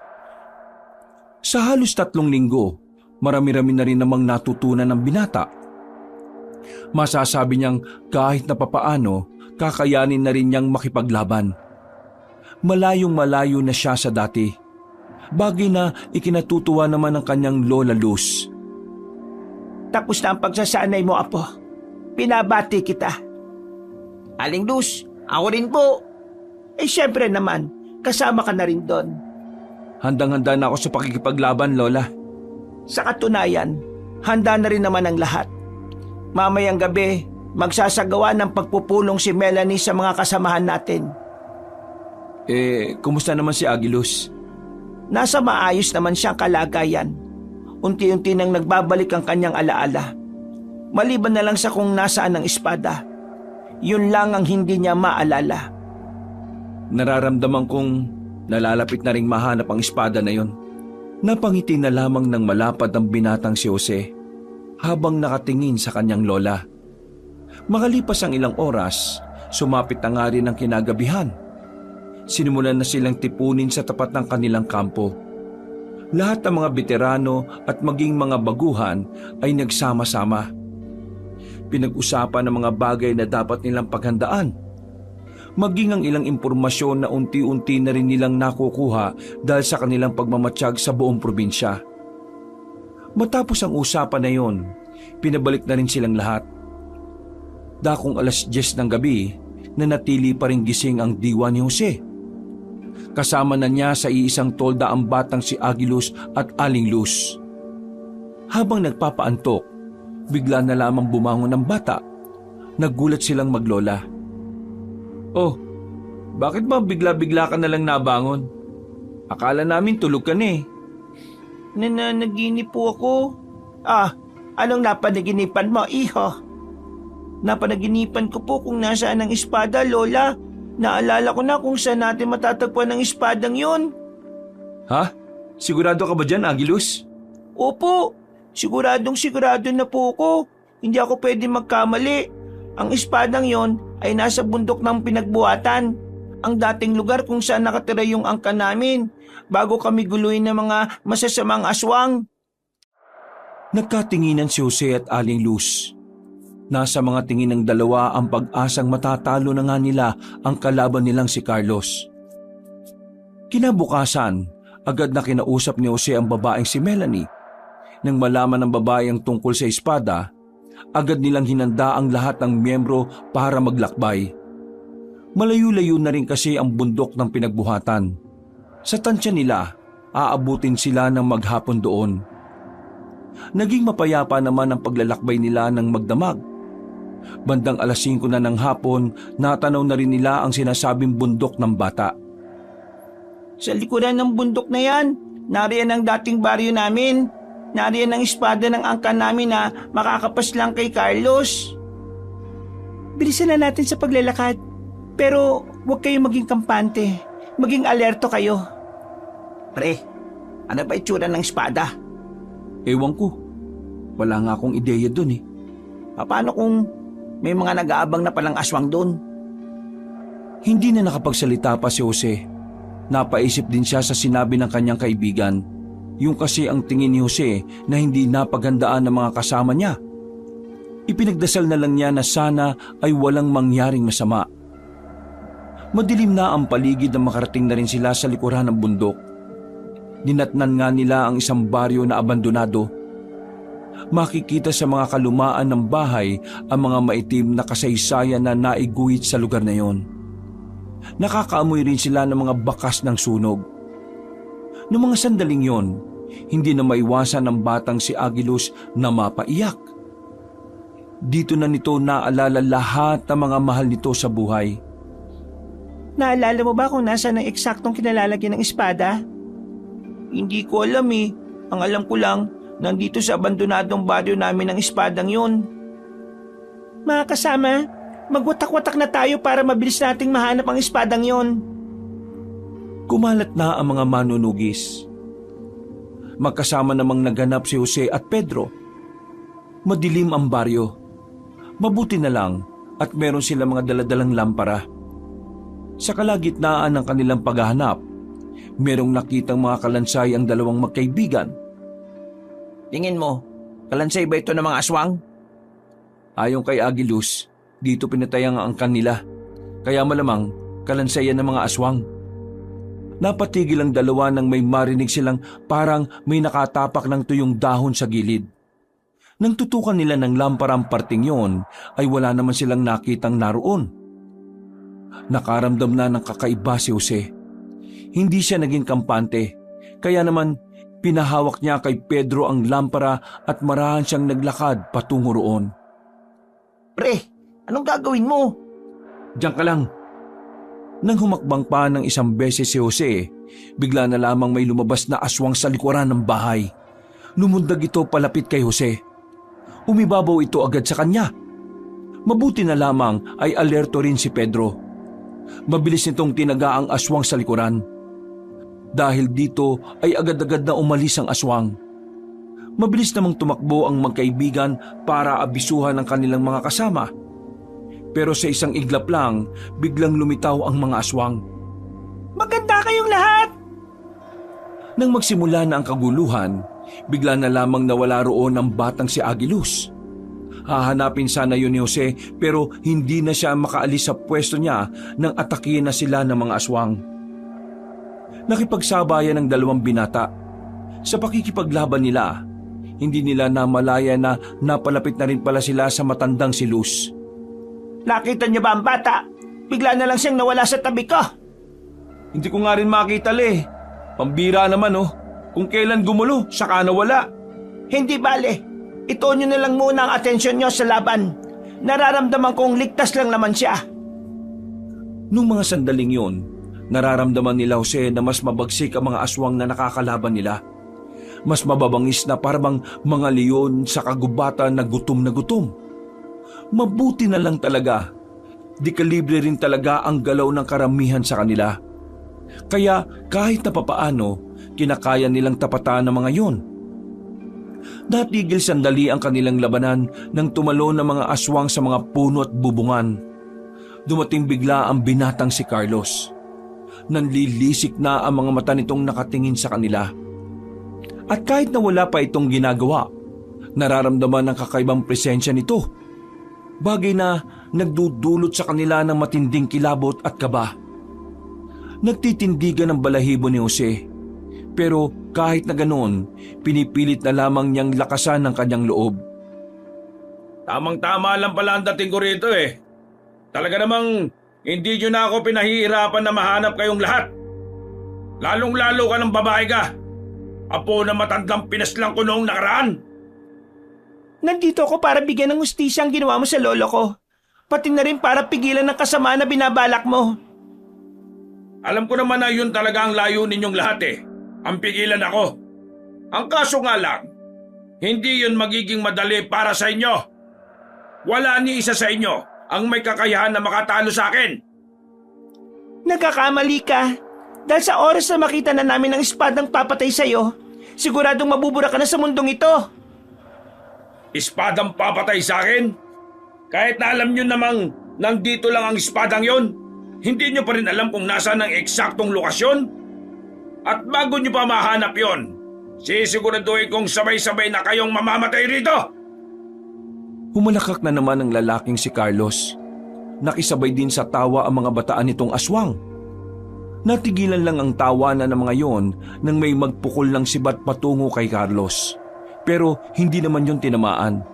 Sa halip, nahawakan pa ng lalaki ang sibat at agad na pinukol pabalik. Tinamaan agad ang kasamahan nila Jose. Wala pang ilang minuto, binawian agad yon ng buhay. Dahil doon, muling sumiklab ang labanan. Nagsagupaan muli ang mga manunugis. Habang si Melanie at Jose naman, sila ang humarap sa binatang si Carlos. Seryoso ba nakikita ko? Ikaw na tumakbo nung sandaling malapit ang mamatay ang matandang yon? Haharap ka sa akin ngayon? Ibang tao na kaharap mo ngayon, kaya huwag ka nang dumaldal. Kung talaga mabangis ka, umatake ka at huwag ka nang maingay pa. Lumayas ka sa harap ko! Hindi ka ang gusto ko makalaban. Itong babaeng ito, siya lang ang nakikita ko makakapagbigay ng magandang laban sa akin. Huwag mo akong malitin! Jose! Bigla na lamang tumakbo si Jose patungo kay Carlos. Makailang ulit niyang itong pinagtatataga ng katana. Pero dahil nga likas na mabilis ang kalaban nila, hindi niya agad yon tinamaan. Sinubukan naman ni Carlos na dakmain ang kamay niya. Pero dahil doon, nakakuha lang ng tamang pagkakataon si Jose para makatama. Winasiwas niya agad ang kanyang sandata habang hawak ni Carlos ang kanyang kaliwang kamay. Tinamaan niya si Carlos sa tagliran. Dahilan para mabitiwan siya nito. Umangin ng malakas ang lalaking aswang. Galit na galit ito dahil naisahan siya ni Jose. Hindi pa man nakaka-recover ang pinuno ng mga aswang, agad din namang umatake ang babaeng si Melanie. Wala itong sinayang na pagkakataon. Agad niyang sinaksak ang lalaking si Carlos gamit ang isang punyal. Pero kahit na ganoon, tila wala naman itong naging epekto sa lalaki. Mas lalo lamang itong nagalit. Talagang sinasagad niyo ang pasensya ko, ha? Mabilis na umatake si Carlos. Tinamaan nito si Melanie sa balikat. Agad na umagos ang dugo ng babae. Pero hindi nito ininda ang sugat nun. Sa halip, mas lalo pang nagkaroon ng dahilan si Melanie para lumaban. Si Melanie naman ang sumugod. Sinabayan din naman ito ni Jose. Pero sa kasamaang palad, sadyang mabilis at malakas na sa puntong ito ang lalaking si Carlos. Sa halip na matamaan nila ang pinunong aswang, hindi yun nangyari. Nakailag si Carlos at kinalmot nito si Jose. Pinansalag ni Jose ang kanyang braso. Dumugo agad ang braso ng binata. Pero hindi pa lumilipas ang ilang segundo, kinalmot siya ulit. Ang kaso nga lang, humarang si Melanie. Ang dalaga naman ang tinamaan naman sa likuran. Pero sinamantala ni Jose ang pagkakataong yon. Mabilis niyang tinarak ang hawak na katana sa pinunong aswang. Binaon niya yon sa kaliwang dibdib. Pero kahit tinamanan nito ang puso ni Carlos, wala pa rin nangyari. Hinugot lang ni Carlos ang katana. Tumawa lang to ng tumawa. Immortal yata ang siraulong to eh. Hanggat hindi ang espadang hinahanap nyo ang gagamitin nyo, hindi ako mamamatay. Sa madaling sabi, walang ibang paraan para matalo nyo ako ngayong gabi. Nagkatinginan si Jose at Melanie. Nasa mga tingin na yon ng pagpapahiwatig na maaring isa sa kanila ang mamatay. Pero sabay silang napatango. Wala ni isa sa kanila ang nagpapakita ng kahit na anong pag-aalinlangan sa laban. Jose! Jose! Napasigaw ang dalaga nang muling lumapit ang kanilang kalaban. Nahawakan ni Carlos si Jose sa dibdib. At bahagyang ibinaon ang matutulis nitong kuko. Buti na lamang ay agad na nakalayo ang binata. Hingal na hingal ito. Tumingin siya sa paligid. Kita niyang patuloy pa ring lumalaban ang kanyang mga kasamahan. Pati ang kanyang lola na kasama ni Pedro. Ginagawa pa rin ang makakaya para lamang matalo ang kanilang kalaban. Huminga siya ng malalim. Nadagdagan ng lakas ng kanyang loob dahil sa mga kasama niyang hindi nawawala ng pag-asa. Melanie, kaya natin to! Naniniwala ako na maya-maya lang darating ang pag-asa natin! Pinilit ni Jose na ipagsawalang bahala ang lahat ng hapdi at kirot na nararamdaman niya. Muli itong umatake kay Carlos. Napangiti na lamang ng nakakaloko ang lalaking aswang. Ngunit ang hindi nito alam, si Melanie pala ang unang makakalapit sa kanya. Tinaga ito ni Melanie. Tinamaan agad ng babae si Carlos sa bandang batok. Dahil dito ay bahagyang napatigil ang lalaking aswang. Pero tulad nung una, wala pa ring nangyari. Hindi man lang nasaktan si Carlos. Tinatawanan lang sila nito. Dinakman ni Carlos si Melanie at saka pinagkakakalmot sa kung saang parte ng katawan. Sinipa pa ito kaya tumama ang dalaga sa sementadong bahay. Si Jose na lamang ang nananatili nitong kalaban na nakatindig. Nang umatake ang binata, nakailag si Carlos. Sa halip, hinawakan nito ang hita ni Jose at saka ibinao ng mahaba at matutulis na kuko. Sigaw ng sigaw sa sakit ang binata. Hindi pa nakontento si Carlos. Kinagat pa nito sa binti si Jose. Pagkatapos, sinikmuraan ng malakas. Tatapusin na sana ni Carlos si Jose nang biglang nakabangon pa rin si Melanie. Buong pagsisikap itong lumapit. Pero bago niya pa mapatama ang hawak-hawak na katana, ay nahawakan na siya nito sa liig. Pinilit ni Jose na makagapang palapit kay Carlos. Kumapit siya sa paa ng lalaki. Tinarak niya ang hawak na katana sa paa nito. Dahil dito, nabitiwan ni Carlos si Melanie. Pero siya naman ang pinagbalingan at pinagsusuntok siya sa sikmura. Hanggang sa sumuka na siya ng dugo. Ang tigas ng ulo mo! Sinabi nang wala akong pakialam sa iyo Sayang lang ang oras ko na paslangin ka! Hindi ko hayaan na saktan mo si Melanie. Ako ang harapin mo! Bakit? Mahal mo bang isang ito? Ganon ha? Mas maganda! Sumilay ang nakakatakot ng ngiti ni Carlos. Dahil dito ay mas lalong kinabahan si Jose. Batin niyang mas lalo pang maghahangad ng pinunong aswang na mapaslang si Melanie sa mga sandaling yon. Naglakad uli si Carlos patungo sa dalaga na sa mga sandaling ito nahihirapan ng makakilos. Pero pinipilit pa rin itong makakilos. Pasensya ka na babae, pero ang ayaw ko sa lahat ay yung may mga nagmamahalan sa harapan ko. Kaya ngayon, ikaw na munang uunahin ko. Humaba ang kuko ni Carlos. Nasa aktong gigilitan na nito sa liig ang dalaga nang biglang may nakita silang malakas na liwanag na nagmumula sa likuran ng mga puno. Napatigil ang lahat. Wala silang ideya kung ano yon. Maging ang pinunong aswang na si Carlos ay hindi rin alam kung ano ang nangyayari. Mga ilang sandali lang, nagulat ang mga aswang nang biglang lumundag patungo sa labanan ang batang si Agilus. Hawak-hawak na nito ang espada na hindi naman kalakihan. Hindi! Hindi ito pwede! Nandito na ako para pigilan ang kasamaan mo, Kuya Carlos! Napangiti na lamang si Jose at Melanie. At sa mga sandaling yon, ay tila nagkaroon na ng maliwanag na pag-asa ang mga manunugis. Bagay na mas lalong nagbigay sa kanila ng lakas ng loob at mataas na moral. Muling nagpatuloy ang labanan at kitang-kita ang pagiging determinado ng mga manunugis. Ito ang naging dahilan para unti-unting maubos ang mga aswang. Samantala, hindi naman nagsayang ng oras ang batang si Agilus. Nagpalit na rin ito ng anyo bilang aswang. Agad na nakipaglaban ang bata kay Carlos.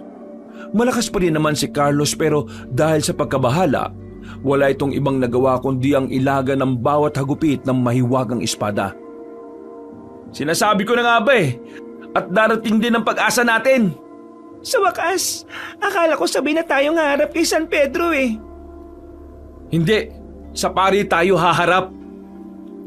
Nagsalubong na lamang ang kilay ni Melanie, pero agad nilang itinuon ang kanilang atensyon sa laban ng bata at ng pinuno ng mga aswang. Mahahalata ang pagiging tensyonado sa itsura ng lalaking si Carlos, habang ang batang si Agilus naman ay sigilang sa paglusob. Walang yang batang to Visit talaga! Pagtalon ni Carlos sa bubungan ay agad na nakasunod ang batang si Agilus. Sa hindi niya inaasahan, nakaamba na pala ang hawak nitong espada. Hindi na nakailag pa si Carlos. Tinamaan ito sa kamay. Naputol ang kaliwang kamay niya ng ganun na lamang kadali. At ang mas masaklap pa, ramdam na ramdam ni Carlos ang sakit at hapdi. Hindi na ito gaya ng mga galos na nagawa ni Jose at Melanie. Napadistansya ang lalaki. Hingal na hingal ito dulot ang pagkaputol ng kamay nito. Pero hindi pa nakontento ang bata. Lumusob pa ito ng lumusob. Walang ibang magawa si Carlos kundi umilag lang. Ginagalit mo talaga akong bata ka Pwes, ilalabas ko na ngayon ang tunay na lakas ko! Matitikman mo na to ngayon! Magpapalit pa sana ng anyo ang lalaki pero agad siyang nilapitan ni Agilus. Muli siya nitong tinaga. At sa pagkakataon naman ito, tinamaan si Carlos sa balikat. Laylay na ang kaliwang balikat niya. Mabagal na rin ang kilos nito. Medyo umikot na rin ang paningin pero pinipilit na lamang makatindig. Ngayon mo pagbabayaran ng ginawa mo sa pamilya ko, Kuya Carlos. Tatapusin na kita gamit itong mahiwagang espada ng aming angkan. Tingin mo papayag ako matalo ng isang bubwit na kagaya mo? Managinip ka ng gising! Hindi ikaw ang magdidesisyon kung kailan ka matatapos. Kahit pumayag ka o hindi, matatapos ka ngayon, Kuya Carlos! Umangil si Carlos pero mahina na ang angil nito. Parang nawala na rin ang angas sa katawan ng lalaki. Muling pumorma ang bata. Pumikit ito sandali. Habang si Carlos naman, pinaghahandaan ng muling pag-atake ng bata. Pagdilat ni Agilus, tumalon ito ng mataas. Nagawa pang makailag ni Carlos nang bumalik ito. Pero hindi siya tinatantanan ni Agilus hanggang sa... Tapos ka na ngayon, Kuya Carlos! Hindi na nakaiwas pa ang pinuno ng mga aswang. Nanlalaki ang mga mata nito nang maramdaman ng espada na nakatarak na sa katawan. Tumagos pa ito hanggang sa likod. Sumuka ng dugo si Carlos. Nang hugutin na ng bata ang espada, tuluyan ng bumagsak ang lalaki. Mabilis ang paghinga nito habang bumubuga ng dugo. Kung saan ka man mapunta, sana hindi ka na bumalik dito sa mundo, Kuya Carlos. Nanlilisik ang mga mata ni Carlos bago ito tuluyang malagutan ng hininga. Nang matalo ng bata ang pinuno, unti-unti na ring nagapi ang mga aswang. Nakamit na rin nila sa wakas ang tagumpay. Bumalik sila sa kampo. Ang mga sugutan nilang mga kasamahan ay agad na inasikaso ng mga manggagamot. Habang si Jose at Melanie naman ay agad ding binigyan ng paunang lunas.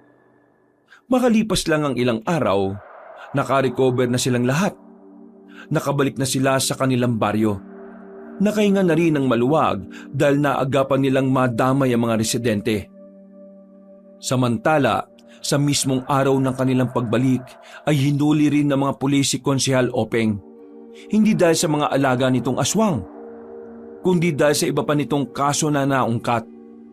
Kagaya na lamang ng pagiging sangkot sa bentahan ng iligal na droga, pagpatol sa mas batang babae at sa pagtatayo ng iligal na sugalan sa bayan.